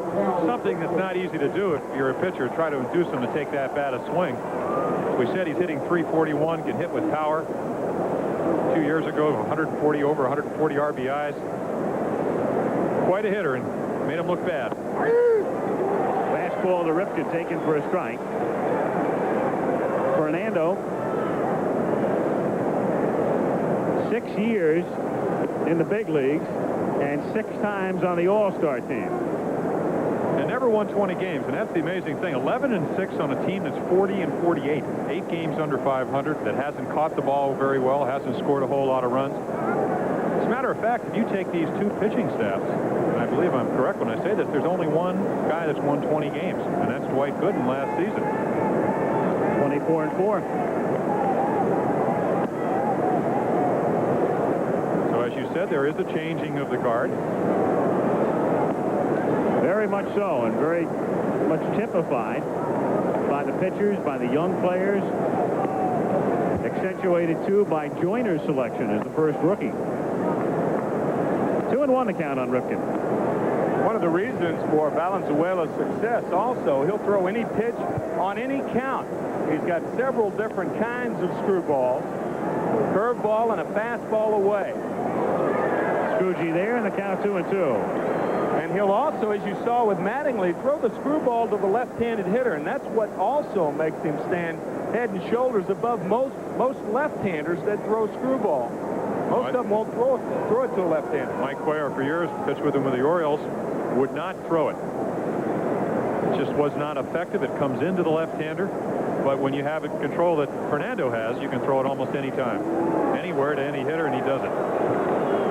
3-2 the count. One of the National League coaches is Davey Johnson, whose New York Mets are in very comfortable shape in the National League East, leading by 13 at the break. In there, strike 3. Gene Speeds turned it over enough, and So Fernando, and you saw the graphic, he struck out in succession Winfield, Reggie Jackson, and Brett at 84, has got Mattingly and Ripken here. Well, you can see, as you said, Tim said, the quality of the screwball. That's almost right in the middle of the plate, yet he's totally fooled. Don't know whether to look for the fastball or the curveball or the screwball. And you also saw two types of screwballs, the screwball on the outside corner on the 2-1 pitch, and then he struck him out with the screwball inside. Now Jesse Barfield of the Toronto Blue Jays bats for Winfield and takes a strike. Blue Jays have struggled, so Barfield hasn't gotten some of the acclaim that he deserves. 21 homers and 65 RBIs to go with his 296 mark. In what has to be considered the best overall outfield in baseball, as you've got Barfield, Lloyd Mosby, who's also here, and you could certainly make a case for the left fielder, George Bell, having been named to the team, but there's just so much room. 1-2. That I thought Jesse Barfield would excel a little bit more is in base stealing. Only 3 this year. Of course, Mosby makes up for it. An excellent base stealer and center fielder up in Toronto. But you don't take extra bases. These guys can throw, they can get to the ball, and hit with power. And he has struck out the side. Fernando sets him down at the end of 3.5. Still 2-0 America. National League starter Dwight Gooden with us, and Dwight, the curveball up to Lou Whitaker, and that's all it took. That's all it took, and that's been my problem all year. Just, that one mistake pitch and been taken out of the game. And from the second half, I hope I can learn from that. What about pitching here in the Astrodome? Do you like it? Yeah, I love pitching here. It's a pitcher's ballpark, and they got a nice high mound, and that helps the curveball. The New York Mets going into the break, 13 ahead. What do you do to keep up the good things that are going to with you now? Well, things have been going great. I hope the 3-day, layoff ain't hurt nothing, but we just got to stay good and keep everybody healthy and take it a game at a time and keep playing the way we played the first half. Roger Clemons was here just a moment ago, and you told me that you weren't too thrilled going against him. No, if it was my turn to hit, I didn't want to face him at all. Okay, pitcher's thoughts, and right now let's go back up to Al Michaels. All right, thank you, Don. As Tony Gwynn leads off, and Teddy Higuera is on the pitch. Higuera from the Milwaukee Brewers, and it means right now you have two Mexican-born left-handers pitching in the All-Star game. Valenzuela and Higuera with a mark of 10-7. Gwynn fouling it away. 1-1. Ernie Banks used to say, good day for two. And, of course, tonight, a good night for two. There are two Smiths in the game, two Hernandez, two Fernandez, and also two Valenzuelas. Fernando and Teddy Valenzuela Higuera. That was his idol growing up in Mexico, Fernando. Picked the right guy, didn't he? Teddy might be Fernando's idol one of these days. Higuera has pitched some gems already in his brief career. Well, that he has. He had 5 pitches last year, and Herm Surratt, pitching coach up in Milwaukee, got him down to 3. A little changeup he turns over. He throws a little bit harder than Fernando, and he has a kind of a slider curveball, which they call a slurve, which you saw right there. 3-2. Meanwhile, Mattingly stays in the game at first base, and Barfield stays in the game in right field. Mattingly hitting 5th, and Barfield hitting 7th. 3-2 the count. Nobody out. Bottom of the 4th, and a breaking pitch is over. Strike 3. And so the National League has sent 10 men to the plate with nary a base runner. Something you don't see very often, a called third strike. We talked about Valenzuela throwing any pitch any time. Gwynn fouled off about 4 or 5 fastballs, and then all of a sudden 3-2. Curveball on the inside part of the plate froze him. Ryne Sandberg struck out in the first inning. Clemons, with 3 perfect innings, had 2 strikeouts. He got Sandberg in the first, and he got Strawberry in the second. The scoring, Winfield a 2-out right field double in the second, and then Whitaker a home run after Gooden had gotten ahead 0-2. 1-1 the count. This game really all the characteristics of the game played here in 1968. It wound up 1-0, the only 1-0 game in history, All-Star history, as Sandberg hits a fly ball to shallow left, and Ricky Henderson takes charge. Henderson used to playing center, but knows what it's like to play left, because that's where he played as an A with Murphy in center for so many years. Won a Gold Glove back in 1981, and he plays center field up in New York now for the Yankees, but I think his best position is left field. I've never seen anybody play it as well. Keith Hernandez at the plate. Well, it figured, as Tim said, to be a low-scoring game. It's a prototypical Astrodome game in a way, even though we've had the home run by Whitaker. Certainly from the American League pitching standpoint, a typical Astrodome encounter. And this will make 4 perfect innings as Puckett takes care of Hernandez. At the end of 4 quick ones, the Americans lead 2-0. Roger, of course, 15-2, everything going right for you right here at home, Katy, Texas. It's another page in the history of Roger Clemens this year. Well, it has been. It's been like a fantasy camp this year, and the Red Sox are playing well, and I'm pitching pretty good so far this season. Right now, I'm just looking down the road, getting ready for a second half, but, this was a big day for me, and a lot of family was here to see it, so I'm very happy. And, of course, the Red Sox, as you mentioned, on top, you've got to feel as though that you can be there to stay. You are for real this year. Well, I think we are. We got a lot of young guys, and we got a few pitchers that need to come off the disabled list to help us out in the second half, but hopefully we'll get rolling and just keep on rolling. Roger, good luck. Thank you. Thank you. Let's go back upstairs to Al Michaels. All right, Don. Whitaker comes up, and it's Lou who's the difference in this one right now. 2 out, Winfield at second inning. To deep right field and out of here. Into the seats for Whitaker, who has 12 during the regular season. And we mentioned 3 homers in his last 5 games last week. And the difference in tonight's encounter with the Americans on top 2-0 in the 5th. Whitaker and then Teddy Higuera to come up next, the pitcher, followed by Kirby Puckett. Fernando Valenzuela, who struck the side out in the 4th inning, deals 1-1, and it's 1-2. And Fernando's wife, Linda, amongst those here at the Dome tonight. Fernando and Steve Sachs representing the Dodgers in the All-Star game. In there, strike 3, and so Valenzuela, who struck out the side in '84, and it's worth noting again, he got Winfield, Jackson, and Brett, has now taken care of Mattingly, Ripken, Barfield, and Whitaker. I tell you, shades of Carl Hubble back in 1934. He struck out 5 in a row to lead off the game. Not too shabby a hitters that he got. Now it figures Higuera would break the string, doesn't it? Yeah, right. 0-1. I think he was hoping that Lou Whitaker got a hit so he could bunt. Well, one countryman faces the other, and he would tie Carl Hubble's mark here with another strike. All you have is Babe Ruth, and then you had Lou Gehrig, and then Jimmy Fox, and then Al Simmons and Joe Cronin. Of course, at the time, you think they thought it was that great a thing. Well, Higuera's made a little history thanks to Valenzuela. So Fernando has struck out the 5 he's faced, and now Kirby Puckett comes up.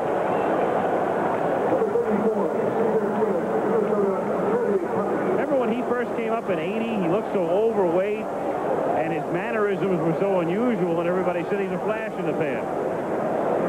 And Valenzuela wouldn't have had a chance to start were it not for an injury to Jerry Royce opening day. Grounded to Smith, and it breaks the string of strikeouts. The 2 perfect innings for Fernando. American League 2, National League nothing. The All-Star game in Houston. Al Michaels with Jim Palmer, Tim McCarver, Don Drysdale. 4.5 innings gone. The American League leading 2-0, and Gary Carter to lead things off against Milwaukee's Teddy Higuera in the bottom of the 5th. Carter flied out his first trip and takes outside. 1-0. There's Fernando, who's faced 6, retired all, and struck out 5. Looking for a bat, hopeful he'll get up. He's a good hitter, but chances are slim they'll get to his spot. He hit 3 home runs one year. We talked about the dimensions of this park.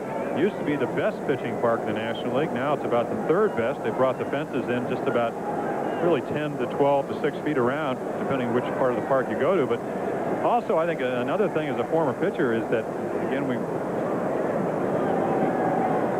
you look at Fernando, obviously the pressure doesn't bother him, nor does the American League hitters. Look at Carter grounds it to third, where Boggs picks it up, and that's 13 up and 13 down for the National League. And it shades of 1980 when the game was played in L.A. The first 14 National Leaguers went out in order, and then Ken Griffey hit a 2-run homer, or hit a homer off Tommy John, a bases empty homer, and the National League went on to win the game 4-2. You just saw one of the differences in a third baseman playing on natural surface and artificial surface. You saw Boggs' first step to his right, and then he adjusted back to his left. Ball gets on you in a hurry on the artificial surface, of course. 1-0 the count on Strawberry, who rips it to right field, and Barfield has to play it on a hop, and so the National League finally gets a base runner.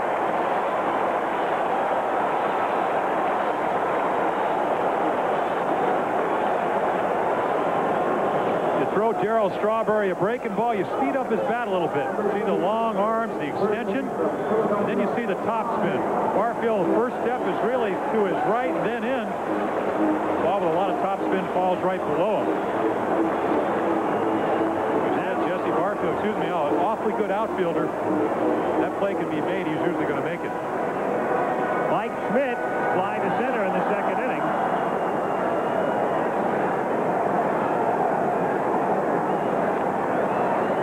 American League plays him straight away. And he lays off a high fastball, 1-0 the count.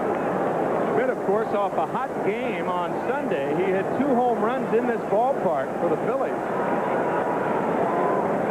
Playing at first base and saved the game with a diving stab to thwart a Houston rally.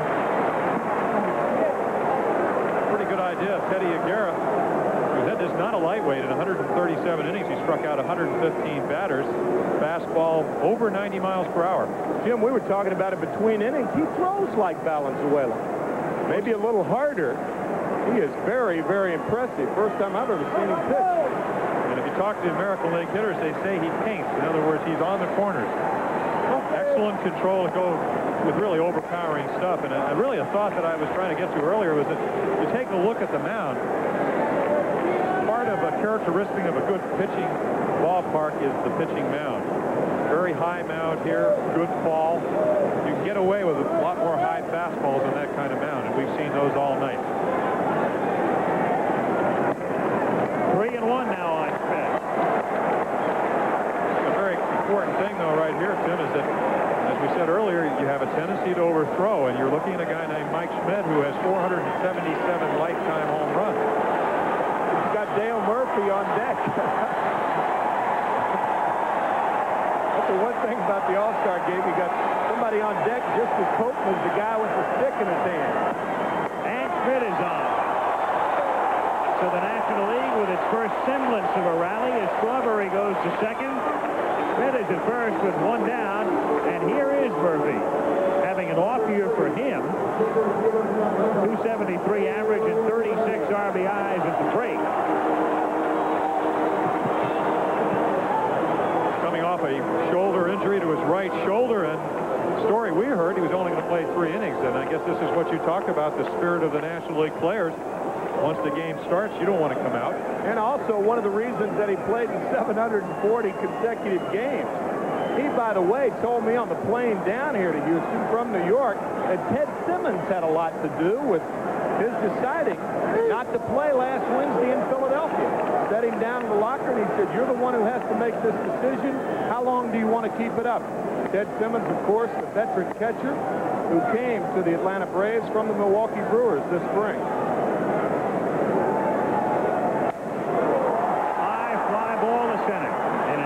Play for Kirby Puckett.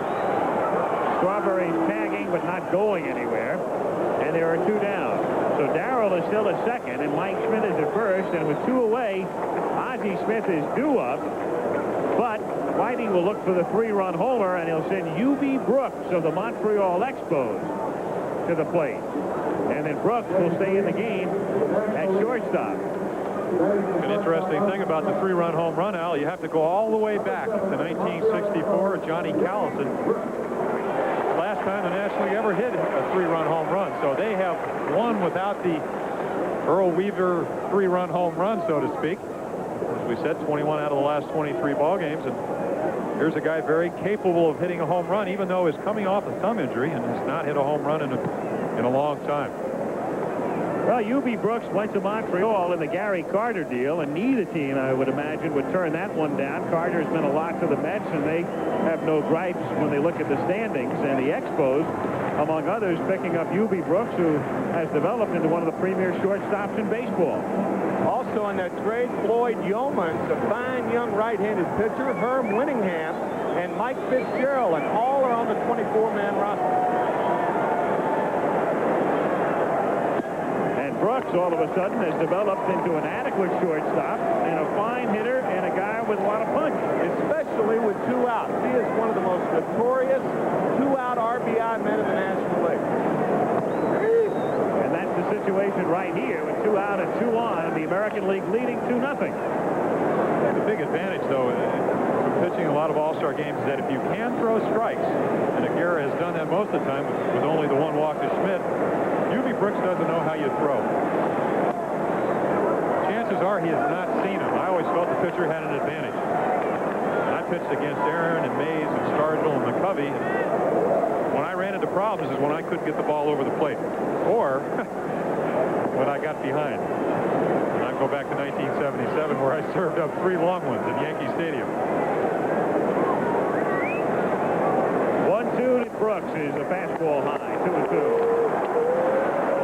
Valenzuela would be due up next, but wouldn't hit. And Glenn Davis of the Astros is out on deck if Brooks keeps the inning going. There's Glenn. Brooks hits it off the hands down to second, and Whitaker throws to Mattingly to retire the side. So the Nationals' first rally is squelched. It's still 2-0 going to the 6th. From across the Atlantic comes one of the world's premier golf championships, the British Open. Live on ABC Sports this weekend. A little reminiscing before we go to the 6th inning. Tim McCarver, you played in the All-Star games in 66 and 67. How'd you do? Well, I did all right. I was on 2 winners, and both of those games were extra inning games, both won by the National League. As a matter of fact, in 67, the longest game, 15 innings ever in All-Star history. How did you do personally? Oh, I went 3 for 3. I've got it right. Oh, shucks. You really had to pull that out of me, didn't you? And Palmer, your greatest thrill was what? Giving up those 3 home runs? No, I was actually warming up to go in the game in 1971, being on a winning team and watching as I was warming up in the bullpen in Detroit, Reggie Jackson's home run off the transformer. Total silence in the ballpark as everybody else watched it too. Boy, what a smash that was. Looked like a golf ball. As Ricky Henderson starts things in the 6th inning. Henderson has grounded out and struck out. He'll be followed by Boggs and Parrish, and a couple of changes for the National League as it's fouled straight back. For the National League, the new third baseman is Chris Brown of the San Francisco Giants, and the new right fielder, Dave Parker of the Cincinnati Reds. Parker bats 5th and Brown bats 6th as Henderson takes a strike. You just wouldn't bite for that overly humble shot, would you? Were they 3 solid hits? Does it matter? Yeah, it doesn't matter. Does. They are now, I'll tell you that. 2-2. The other change for the National League is that Brooks stays in the game. He would now playing shortstop with Ozzie Smith out.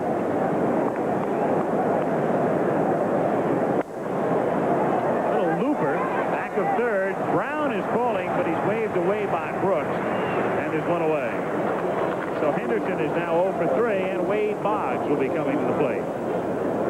A reminder, ABC's Wide World of Sports.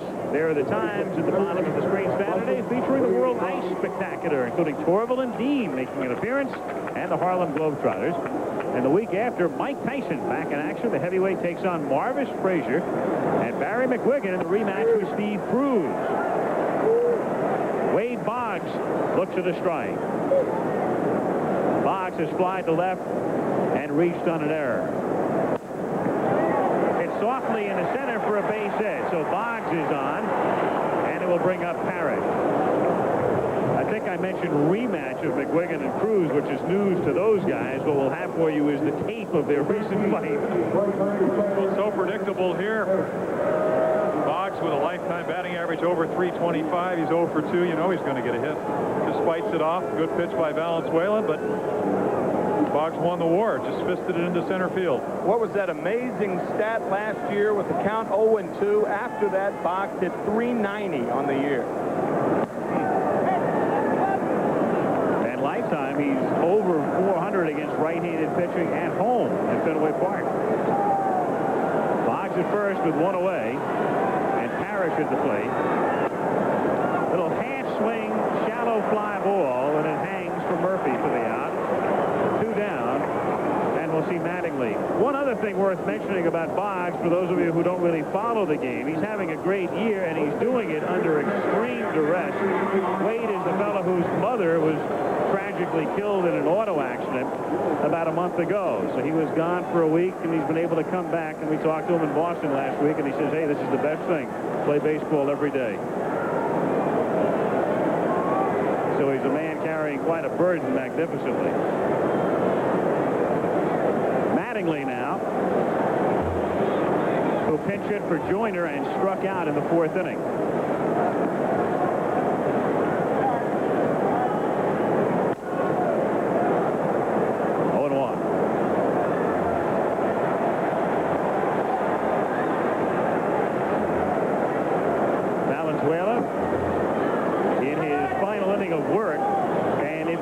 Does not allow a run, that'll make 7 2/3 innings in his All-Star career without allowing a run.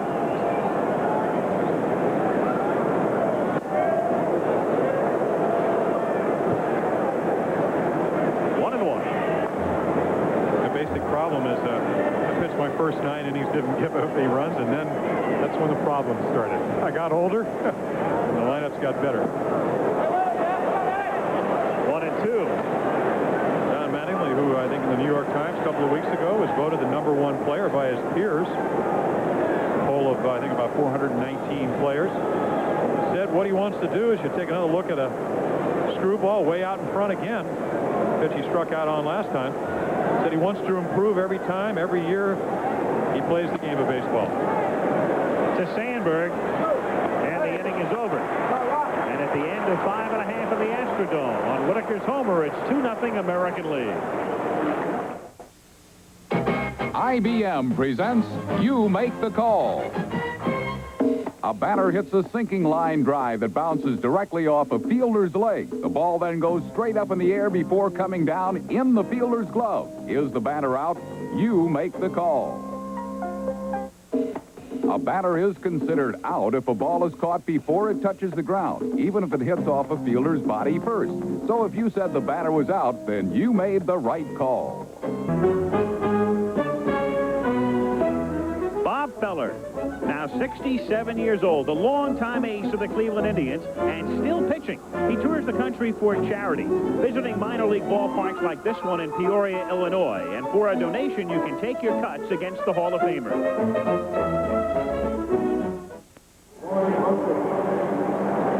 Coming up this weekend, the British Open. Saturday, 3rd round action beginning at noon Eastern, and then Sunday morning at 10:30 a.m. Eastern.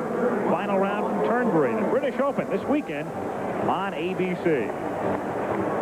Tim Raines of the Montreal Expos will pinch hit for Fernando Valenzuela, who worked 3 innings, allowed no runs, 1 hit, and struck out 5, and those were in succession to tie an All-Star game record. And now Tim Raines, having a great season at .333,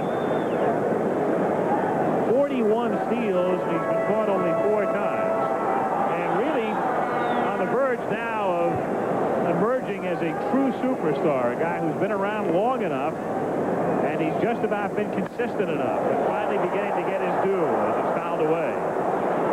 The most amazing tribute, plays in Montreal, doesn't have the exposure a lot of American teams, yet over 900,000 votes in the All-Star, so the fans are aware of him. You said a switch hitter, Hit .320 last season. Amazing base stealer for not only amount of bases, but percentage, which is the most important thing. Straightaway center field, and Kirby Puckett is right there, tapping his glove. One away. It's 5 putouts for the Twin center fielder as Raines is gone, and Tony Gwynn of the Padres, who's 0 for 2, comes up.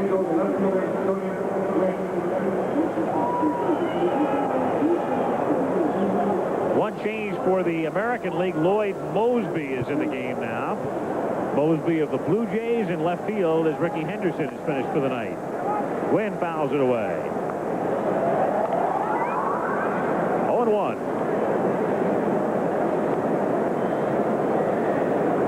Teddy Higuera of Milwaukee in relief of Roger Clemens, who was perfect. If you joined us late, the only scoring in the second inning. Dave Winfield with 2 out, double to right, off Dwight Gooden, and then Lou Whitaker with first base open, the number 8 hitter. Hit one into the seats in right field, and that's been it. 2-0 American League.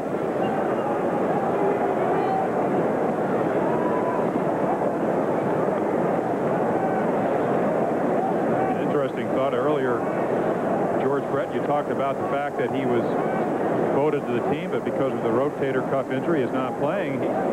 When asked to explain why the National League always wins, or at least 21 out of 23 times, as Gwynn grounds to Mattingly for the out, he's just talked basically that every time the National League has been given a chance to win the ball game, they've taken advantage of it.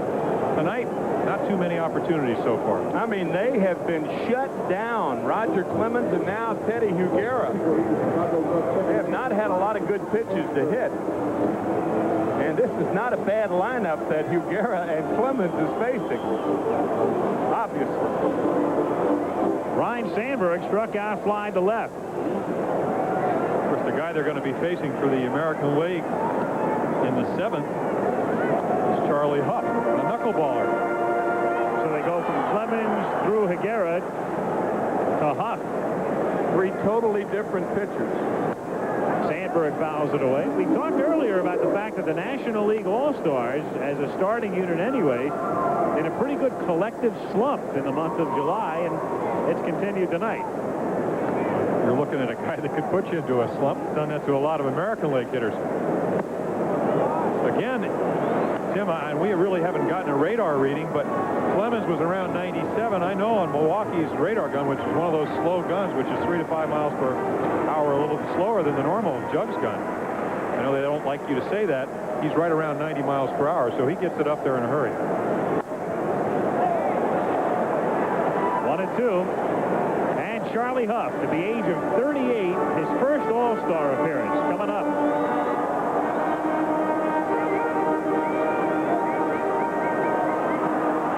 Told Jim that Higuera has thrown the ball 91, 92 miles an hour. With that, too. Sandberg gone, so is the National League. And at the end of 6, it's still 2-0 Americans. I think along the same lines with Fernando Valenzuela. 5 strikeouts in a row, and Fernando, congratulations. Different names in that order, the last one being Teddy Higuera, but it's still there. Yeah, I'm very happy for the record, you know, because I know everybody knows who is Carl Howell, great star, and I'm very happy for Tyler's record. And, of course, you got the bat right here. You couldn't convince Whitey Herzog that you wanted to hit. No. You know, but I think we have a lot of real hitters, you know, and it's because pinching for me, I threw 3 innings. I think it's okay. Fernando, congratulations. Okay, thanks. All right, let's go back to Al Michaels. All right, Don. You got to love Fernando as you look at Mike Scott. Bat in hand. The other night he was a pinch hitter. Went from first to third on a nice base running play, but then tired himself out to the point where Oral Hershiser had to go in to run for him. Mike Scott, who leads the majors in strikeouts, starts the 7th inning with a fastball to Cal Ripken that's hit foul toward the bullpen, and Hernandez runs out of room. Now, other changes for the National League here. Raines stays in the game in left field, and Chili Davis is in center, with Steve Sachs at second. And we'll give you the American League changes as well, or a look right now now at the lineup. In case you're keeping score, it should look like that. And they'll replace Higuera because he's gone 3, and Mosby has already replaced Henderson in left field. 1-1 the count on Ripken. Mike Scott, who's thrown that split-fingered fastball, and some will say something else as well on his route to success this season. What might that be, James?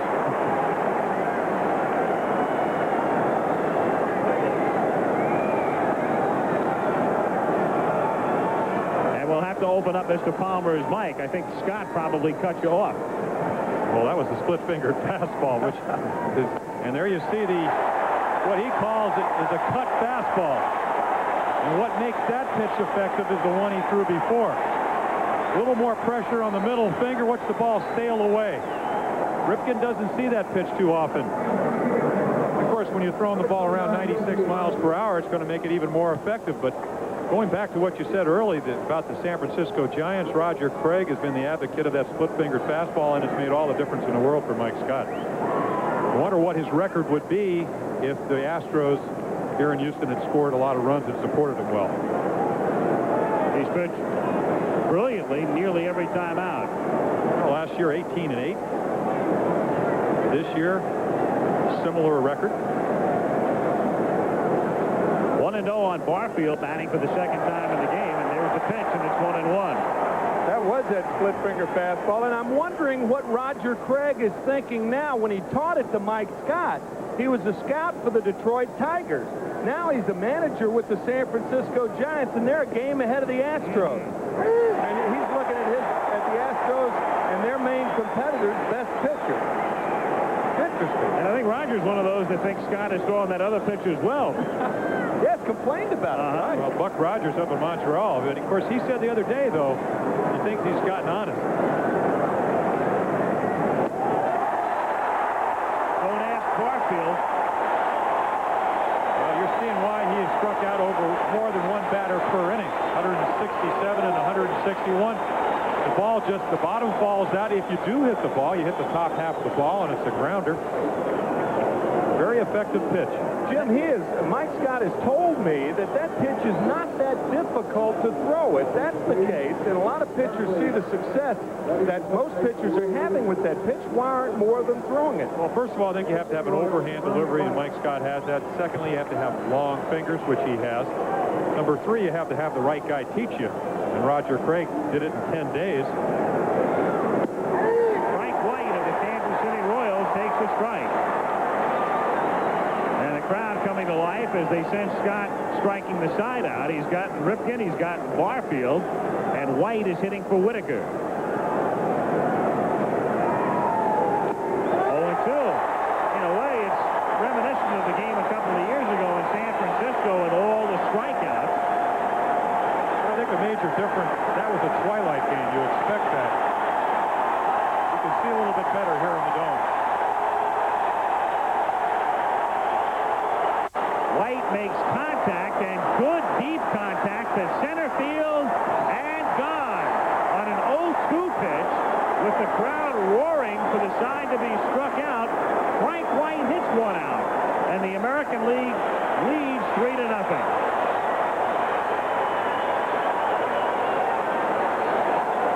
Frank White, who you'll recall was the cleanup hitter in the World Series for Kansas City last year.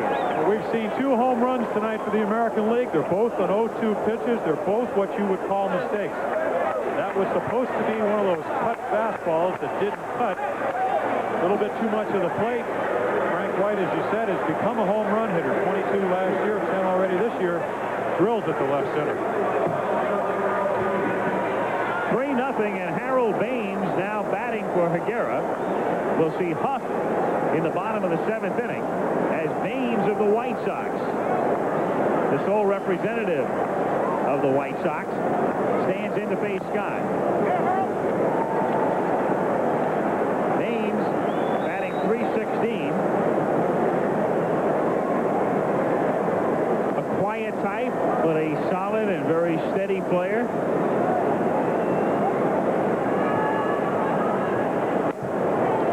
Grounds it to the right. right side where Sachs gets his first chance of the game and throws to Hernandez for a tie to the side. But White hits the homer, and the American League leads 3-0. Before we go to the bottom of the 7th, here's all the scoring in the game. Second inning, Winfield at second base, 2 out, 0-2 on Lou Whitaker. Over the wall, 2-0 American League, and it stays that way until the 7th inning with 2 out, and again an 0-2 count.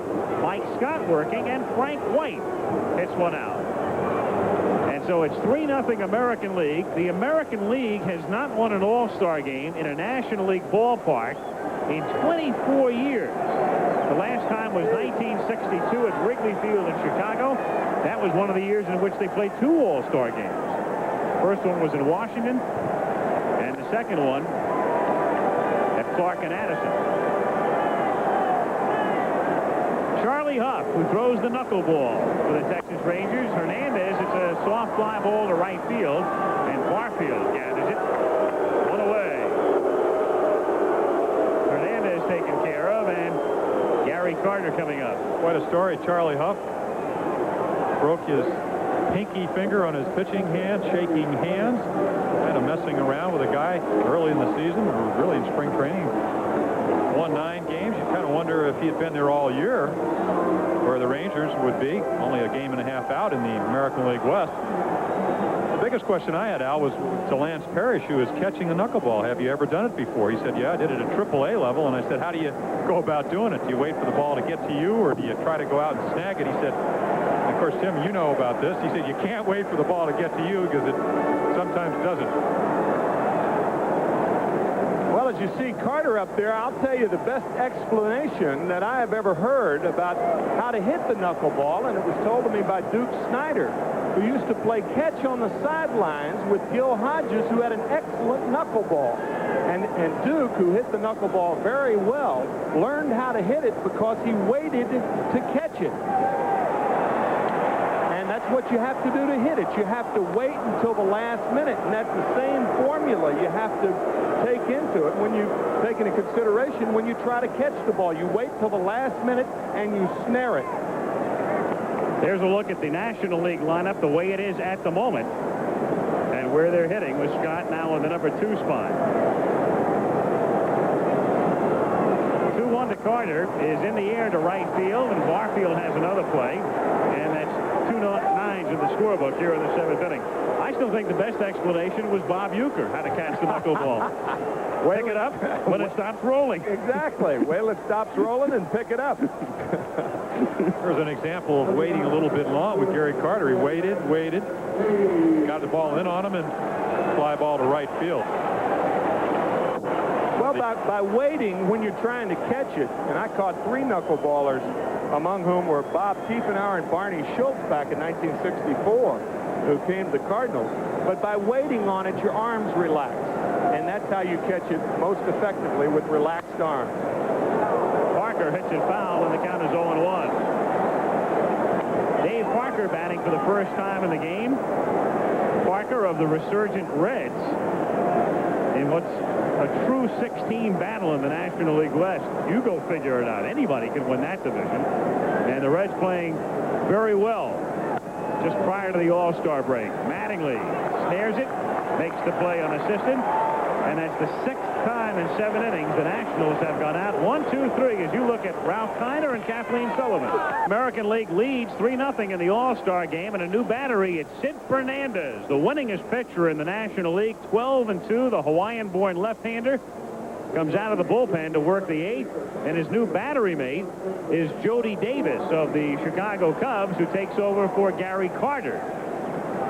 As Kirby Puckett leads things off. Puckett has played the whole game, the starting center fielder, and Fernandez misses low for a ball, 1-0.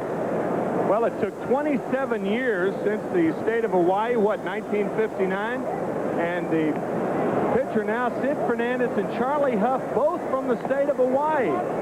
And they're the first 2 pitchers ever to pitch from the state of Hawaii. Ron Darling was a member of the National League team last year. He's from Hawaii, but he did not pitch last year. Huff left when he was young, and Fernandez not only born there, grew up there, and still lives there. Great star at Kaiser High School and a one-time Dodger. And when the Dodgers had their problems in the bullpen a couple of years back and had to go to the Mets to pick up the reliever Carlos Diaz, they had to part with Fernandez, and that has really turned out to backfire on L.A. 2-2. And a very deceptive windup, very long stride, hides the ball well. Good curveball, basically a two-pitch pitcher. Come up with a little bit of a changeup. Leading the National League in wins with 12. See him miss with a curveball. Last year, I think the incredible thing, only 9-9, but had the lowest hits allowed per 9 innings in the National League, even lower than Dwight Gooden. There's one criticism: he needs to throw more strikes. 57 walks in 118 innings this year, yet he still won 12 games. Runs a lot of full counts as he does here, and Puckett draws the walk. And that is only the second walk in the game. Take a look at Sid Fernandez. Again, very deceptive motion. Watch the long stride, uses his body very well. See the good follow through. You're going to teach somebody how to throw a pitch. That would be the way you want to do it. Just don't throw it with your arm. Use your body. Now Lloyd Mosby bats for the first time in the game. The Blue Jay center fielder taking low, ball 1.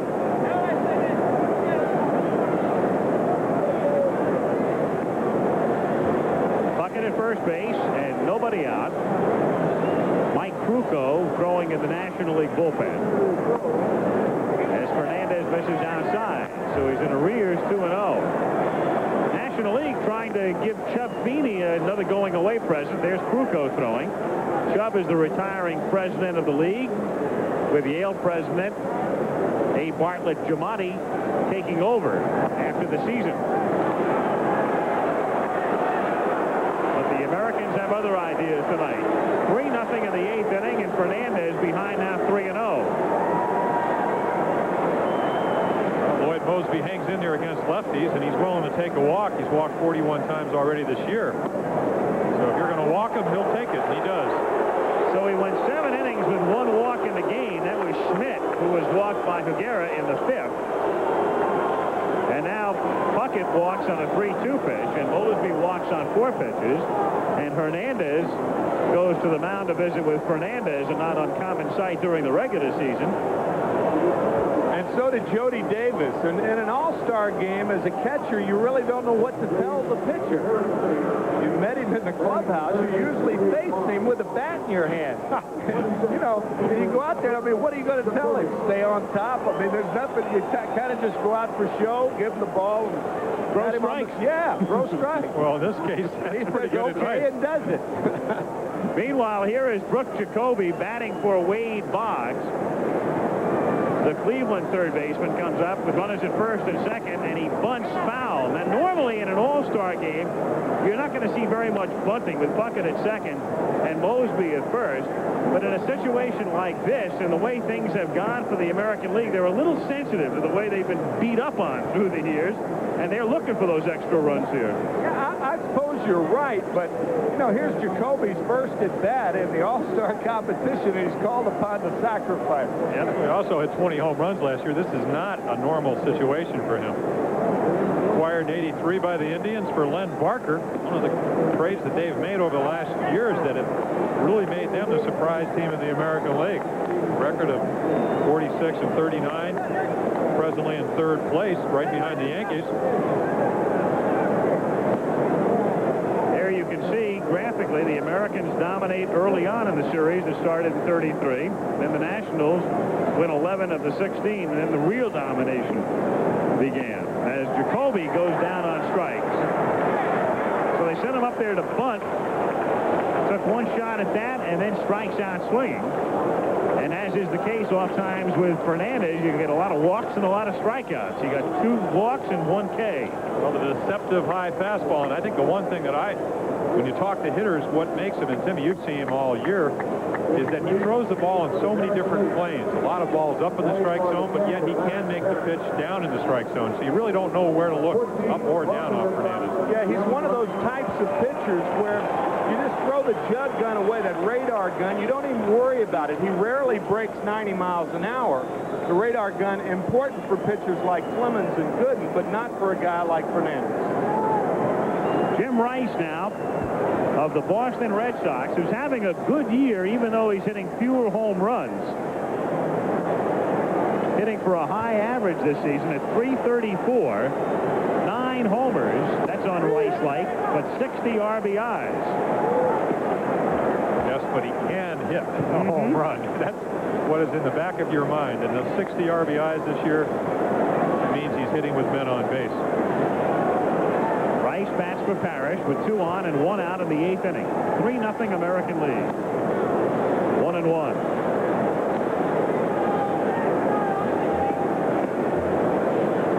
It's almost like the Jim has made a conscious effort to hit the ball the other way. One of the strongest hitters in baseball, and do that very well.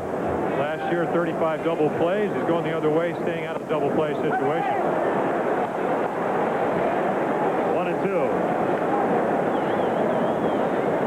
I would guess that's one of those Fernandez fastballs. If you haven't seen him, you probably can't believe how quickly it gets up there. His foot hits the ground before his arm comes around.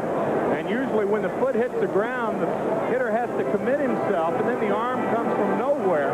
And that was the type of swing, you're exactly right, that indicated the type of fastball that Fernandez throws most often.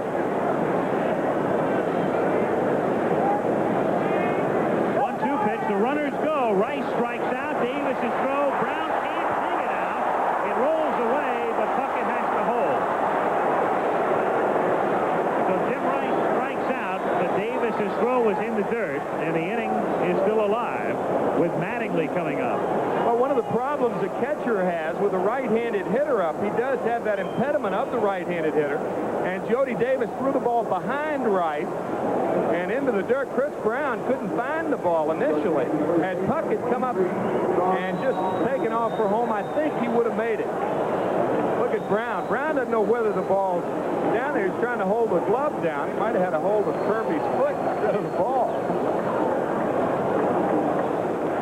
Mattingly, who has struck out and grounded out tonight, he didn't start the game. Wally Joyner did and went 0 for 1 as Mattingly takes outside. Well, he's finding out what life in the All-Star game is all about. Twice against Fernando and again Fernandez.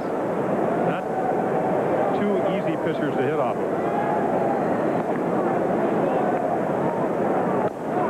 Of course, if you're a pitcher in the American League and you happen to be left-handed, you realize that Mr. Mattingly is not just an out. Left-handed, hangs in there very well. Last year, I think 17 or 18 of his 35 home runs were off left-handers.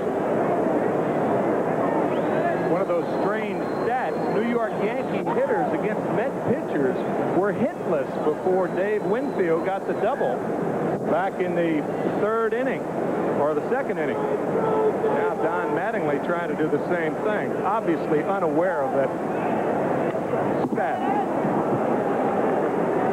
1 ball, 2 strikes to count on him. Now, if this was Pete Rose at the plate, he would know that. Oh, yeah, he'd know it. Yeah. You know who the pitchers were and who the hitters were and what the exact 0 for 3, 0 for 4, whatever.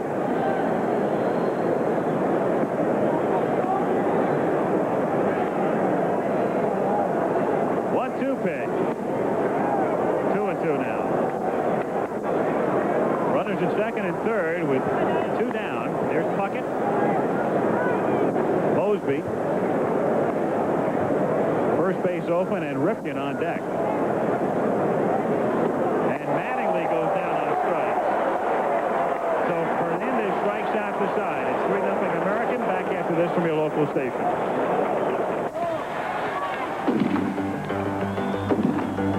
Yeah, he's ready. How does it feel when the phone rings and it's for me? Who's batting? Who am I facing? Nervous? Want the nervous edge. Come on, let's go get him. Keep cool. Keep cool. Keep it down, buddy. I can't trust what I got in the bullpen.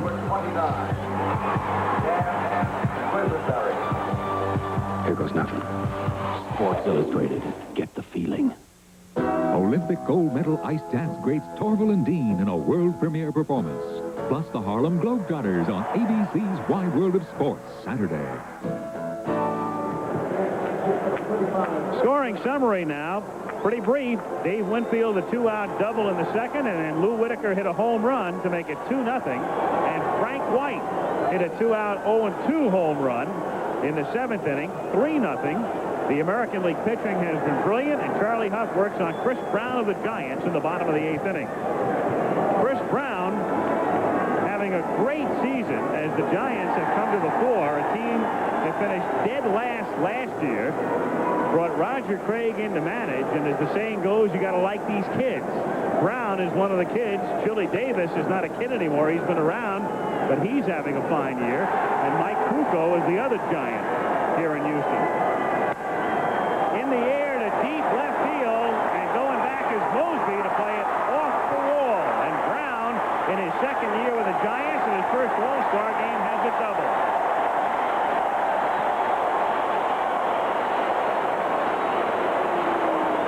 We talked about waiting for the knuckleball, and watch Chris Brown wait for the knuckleball.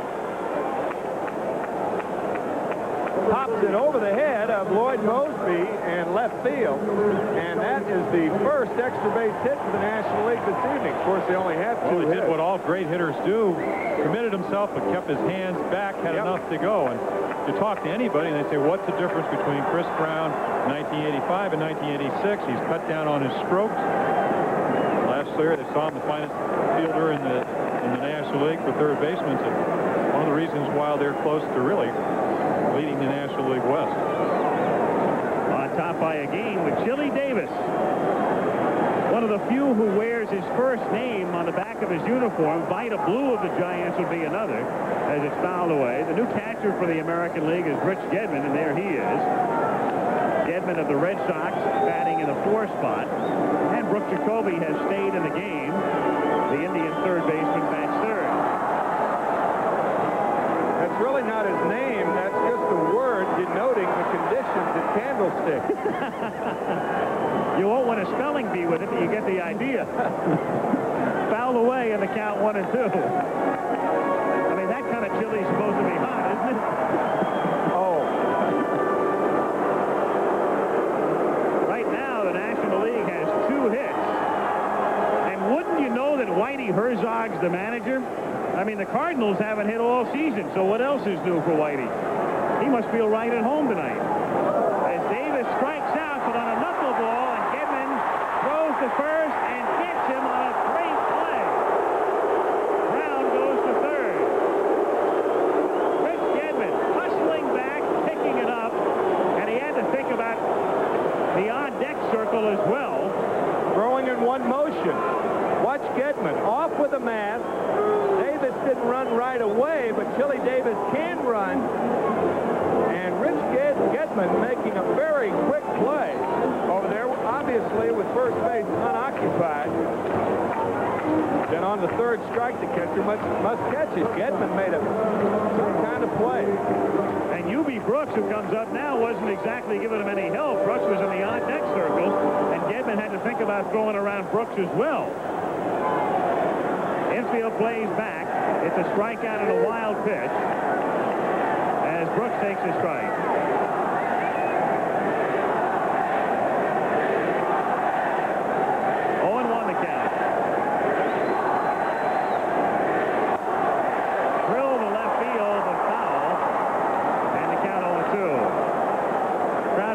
I believe we want Davis, Glenn Davis, the Astro, who was out earlier and would have pinch hit had a prior inning continued on. 20 home runs this year for the National League, and you look at Charlie Huff, and in all honesty, they are hitting the ball rather crisply. And Dick Hauser with Dave Ricchetti and Don Ossie leading the major leagues with 22 saves. And Willie Hernandez down the bullpen has chosen not to get anybody up. I'll tell you, a lot of times you can tell apprehension in a catcher by what his right hand does. And watch Rich Gedman. Just before he receives the knuckleball, that hand goes out, it's rigid. And what he's trying to do is just to protect anything. He's got to call for the knuckleball. Now watch his right hand.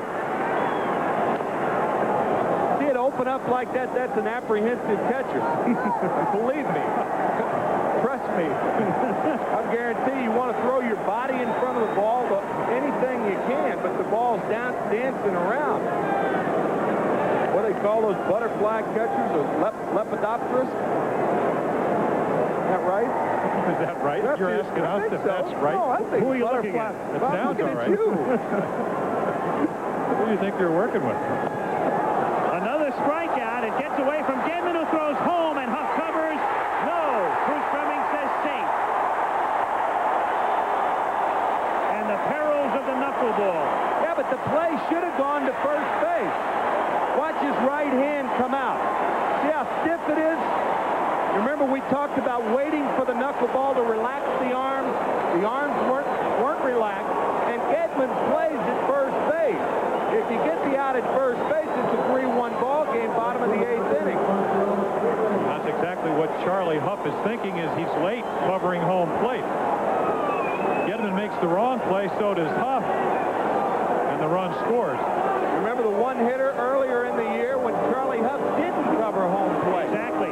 Beat him a ball game. And a runner scored from second base, and that was the night that Huff came within a couple of outs of a no-hitter. Right. Wally Joyner was the runner at second base. It ended up a one-hitter, and he lost 2-1 to California. The only debatable thing, though, here is that you have 3 of the premier relievers in the American League that do not throw a knuckleball. You have a catcher that obviously is having difficulty. Why aren't any of them warming up? Well, they heard you, because there goes Rigetti. As Raines hits a bouncer foul. So Huff in the inning gives up the double. He has 2 strikeouts, but Gedman has to make a great play to get 1 out at first. That last strikeout is also a pass ball charge to Gedman to allow the run to score. It's 3-1 with Brooks at first base, 1 out, and Raines up for the second time in the game. Charlie Huff, 38 years old, a long career, finally makes it to an all-star game, and as Jim mentioned, started the season on the disabled list with that weird handshake. He was actually shaking hands with a circuit court judge in Florida, good buddy of his, and they went through a pinky shake, and the shake sent Huff to the bench, and the judge went back to the bench as well. Chopper foul, and it's still 0-2. Obviously, it's a terrible situation for Rich Gedman. I mean, here's his first experience, to my knowledge, at handling a knuckleball. Jim, you said earlier that Lance Parrish had handled one in AAA ball. I know that Gedman hasn't been handling a knuckleballer at Fenway this year. Well, it also presents another problem. A knuckleballer ball doesn't get there quick. We're talking about somebody that throws 60 miles per hour. Time had been called by Bruce Fleming, the plate umpire, because a balk had been called. So Huff has thrown a wild pitch. His knuckler leads to a pass ball, and now a balk. I think he called it on the stop. You got to come to a 1,001-second stop, but no knuckleballer that I've ever seen ever stop. Well, no pitcher ever does if he can get away with it. That's right. And the reason he's not stopping is because he doesn't stop is because it takes longer. He doesn't get the ball to home plate as quickly, and you can steal easier off knuckleballers. Gedman knows that. Huff knows that. So does the National League. 1-2. Don Ossie of the Orioles joins Dave Rigetti in the American League pen. 3-1, the American League. 1 out. Brooks at second, and Raines fouls it away. Still 1-2. Virginia Raines. Tim's wife and her husband representing the tying run. Tell you, Virginia Raines, quite an athlete in her own right, down in Sanford, Florida. Ran track down there. Marvelous athlete. 2-2. Their kids might have a little sprinter's breathing, huh? They got a shot.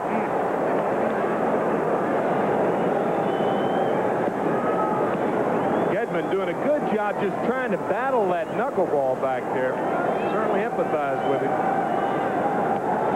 3-2. I don't think Charlie Huff doesn't know that. You can't give a pitcher a lot of confidence if he knows the catcher can't catch what he's throwing. So maybe you just don't throw as good a knuckleball, and then you give it a little bit of an advantage to the hitter. This guy doesn't need an advantage.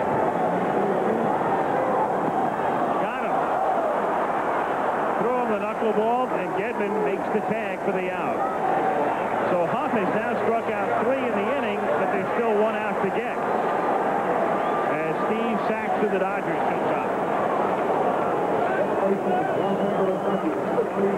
Here's that bug one more time. The dead spin. Dead spin. Look, reaching right, coming back left, and it finally hits the heel of the glove. I'll tell you, sometimes you're not a catcher when you're catching a knuckleballer. You're a blocker. Get a lot of skate saves back there.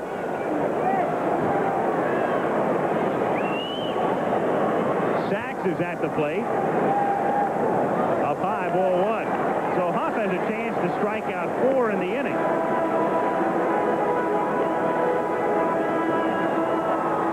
I think a wild shot to say that that's never been done. I would think so. Not in the All-Star game. It's been done in regular season baseball.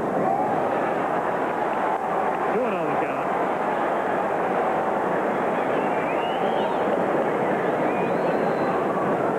It has not been done in All-Star competition. Meanwhile, we've had 19 strikeouts in the game tonight as the pitcher's a fastball for a strike, and the count is 2-1.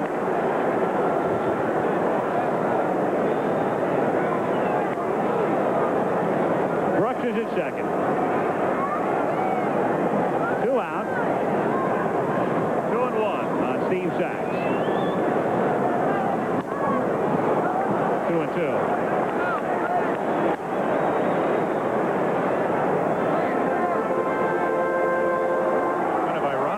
Throws a good knuckleballer, the hitter can't hit it, and the catcher can't catch it. For the same reason. Did you ever have a problem similar to this? Oh, you can't record. To left center for a base hit. And a run will score as the throw comes to second. So it's 3-2, and the crowd will really explode now because Glenn Davis of the Astros comes up to pinch hit. Well, a good knuckleball, but it's down the middle of the plate. Tim McCarver says Sachs waits on it, and Mosby concedes the run. Something they should have done earlier in the inning. Right. Taking the out at first base. You're right. That way the inning's over. Meanwhile, Hauser comes out to the mound. He's got Ossie in the bullpen and Dave Righetti. This is something a manager really doesn't want to do in an all-star game, go to the mound and get somebody, but he's got to do it here with Glenn Davis coming up. 3-2 American League. We'll be back. Rip Sewell pitched in 3 All-Star games in the 40s, but is best known for serving up this home run to Ted Williams on his famous Ephus pitch. Today, despite the loss of both legs, Rip manages 3 rounds of golf a week in the Florida sunshine. Dave Righetti of the New York Yankees comes out of the bullpen now to face Glenn Davis, who leads the National League in home runs. And that's remarkable because in this ballpark, it's very difficult to hit homers. It's almost impossible for an Astro or a Cardinal, let's say, at Busch Stadium to lead the league in homers. But Davis has a good shot. To give you some idea, he has hit 9 home runs in this ballpark. And 2 years ago, the entire Astro team hit 18 all year. Incredible strength, a quick bat, likes the ball out over the plate. You're going to try to get him out. You want to come up and in. Righetti certainly has the velocity to do that. I think the reason Dick Hauser brought him in is Steve Sachs with 22 stolen bases. You bring in Righetti, a little tougher to steal on. Don Ossie, who's leading the major leagues in saves, is right-handed. Tall guy, about 6'4", 6'5", easier to steal on.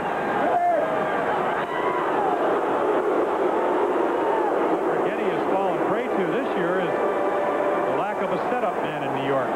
Brian Fisher, the man they counted on, has not done the job. Has been, I think he's still with the Yankees, but sent out a time or 2. There goes Sachs. Good jump up and in. The throw to second is not in time. So they steal the base anyway. And as in many times, you go on the first move from a left-hander.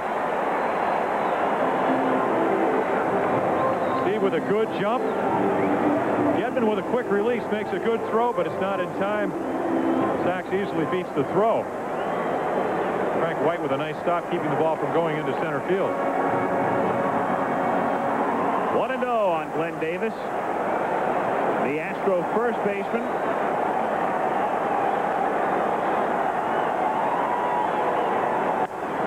Fouled away, 1-1. Well, this is storybook time. The local hero makes good. He's the go-ahead run. Well, as George Brett said so many times, we give them a little opportunity talking about the American League, and they usually seize it. Gedman didn't take the out at first base.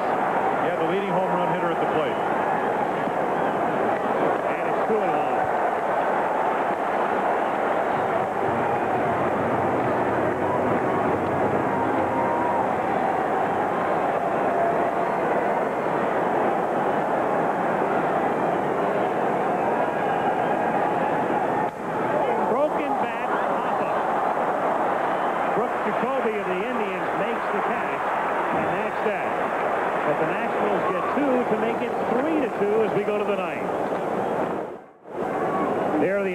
This week on ABC's Wide World of Sports Saturday.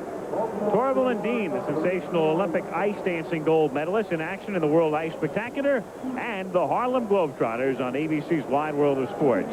Then July 26th, the heavyweight fight, Mike Tyson against Marvis Frazier, and a look back at the recent fight between Barry McGuigan and Steve Cruz, with Cruz upsetting the Irishman. Mike Krukow of the San Francisco Giants, thrilled to be in an all-star game, having a great season for the Giants, and pitching the ninth inning here, going to work on Ripken in the count 1-0. So Cal Ripken, who's played every inning for 4 years, just keeps on rolling. It's the ninth, and he's still in there. What's the old saying? You rest in the wintertime, right? Closest that streak ever came to ending was last year, where he sprained his ankle like on a Monday night, iced it all night long, all day long, and then taped it up and went out and played. Barfield and White to follow. Nice stop by Krukow. Stabs it on a hop. Takes care of Ripken, who goes 0 for 4 tonight without hitting the ball out of the infield.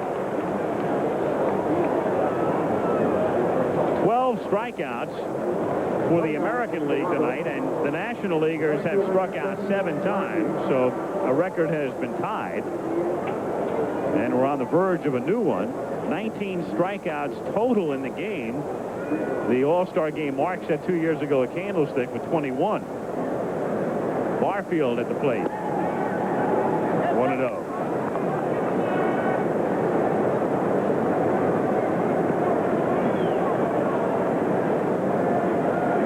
When the National League bats in the bottom of the ninth inning, it'll be Keith Hernandez. Then they go to the pitcher's spot. They'll hit for Krukow, and then Dave Parker is due up third. Popped up. Brown is there. And Chris puts it away. 2 gone. And Frank White, who is now the difference in the game. White came up in the 7th inning, 2 out. The count went to 0-2. The crowd began to rise to its feet in anticipation of the Astro Mike Scott striking the side out. And then White parked one into the seats and left.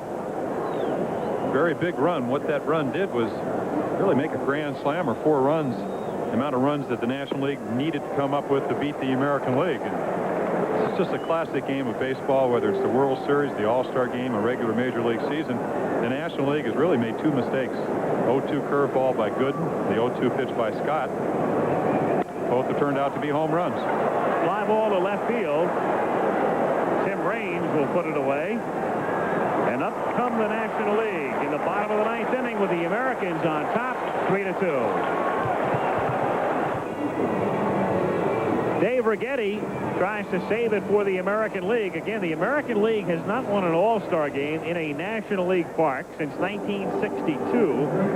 Wrigley Field in Chicago. That's the last time. The Americans since then have won in Detroit in 71 and in Comiskey in Chicago in 83.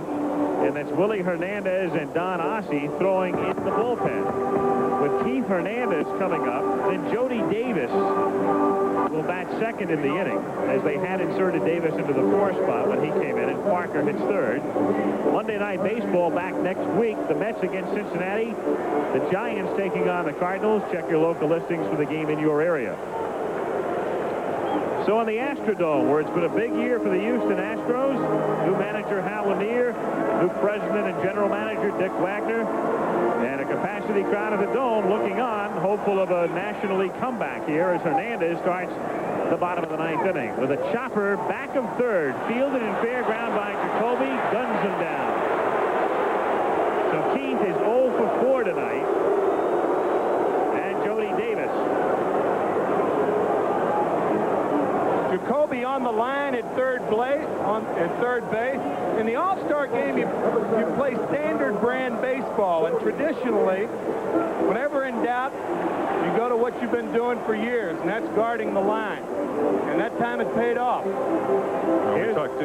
talked about that in the playoffs. Might not always be the right thing to do, but certainly paid off then. Davis takes outside. One change for the American League. They finally get Cal Ripken out of a ball game. That's the significance of this. Tony Fernandez, the brilliant young shortstop of the Blue Jays, taking over. Davis rips it into center field for a base hit. And so the tying run is at first base. And Dave Parker comes up as the winning run. Most likely you'll see a pinch runner here. Tony Phenia, the third catcher. Take a look at the fastball. Right down the middle. Davis having an excellent year. Just pings it to center field. So you have the tying run at first and the winning run at the plate. And I love it. Tony Phenia is a pinch runner. Those catchers can do it all, pal. Some catchers. Well, let's see. You 67 All-Star game. You're 3 for 3. You led the National League in triples. What else can we get to tonight? Well, I still can't believe that. Dave Parker, who if he hit a home run would cement the MVP award of this game, I'm sure, and that's something he's already won back in '79 with his arm. Fouled it away. He threw out 2 runners that night at Kingdom in Seattle, July 17th, 1979, to win the MVP award. And he was 1 for 3 at the plate in that one. Tonight, Parker 0 for 1, having grounded out. Rips it, base hit into right field. Phenia round second, goes to third, and so the tying and winning runs are on.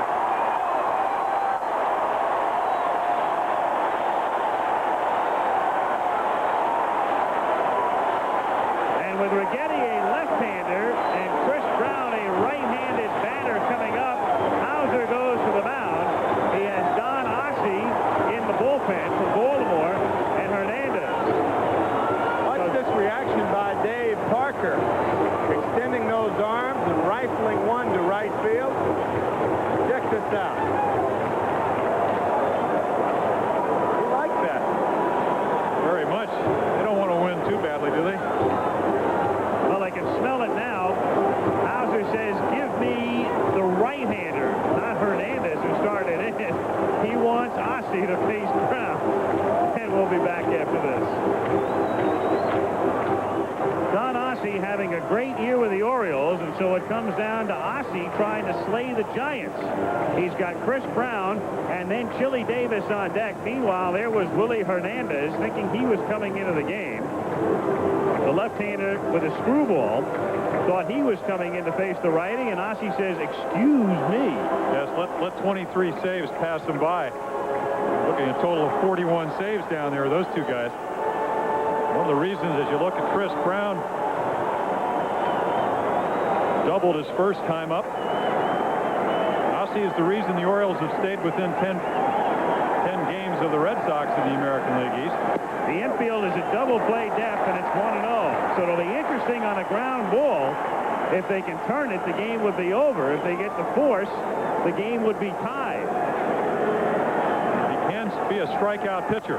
And there's a little grounder to second, and White touches for one and throws to first for a double play. And so they play the infield halfway, and it works. With White throwing out Brown in the American League, and Dick Hauser comes to Houston and wins an all-star game in a National League park for the first time in 24 years. Good ball game. Certainly was a check swing by Chris Brown, and he hit the ball too hard towards second. Dick Hauser gambling, and the double play worked. Easy double play for Frank White. Here it is one more time. Watch the check swing. Well, the reason for this, Timmy, is that a slider looks like a fastball. Brown thinks it's a fastball. Halfway commits himself. One of the best second basemen in baseball.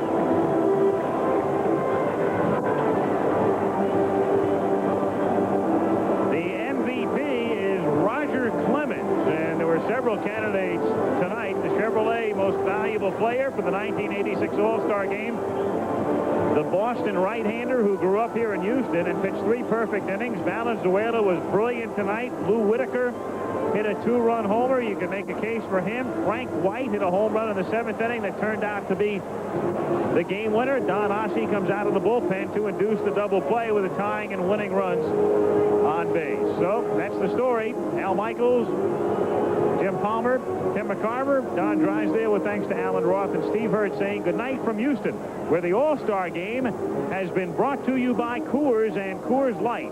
Beers with a difference worth tasting. By Chevrolet, who invites you to drive today's Chevy, live today's Chevy. By Goodyear, you either have Goodyear Eagles or you need them. And by United States Liberty Coins. Keep Liberty in mint condition with United States Liberty Coins. Again, the final score was the American League 3, the National League 2. Be sure to join us tonight for ABC News Nightline immediately following your late local news. Travel arrangements made through a promotional fee paid by United Airlines. United flies more people to Hawaii than any other airline. Nobody knows Hawaii like United. This has been a presentation of ABC Sports, recognized around the world as the leader in sports television.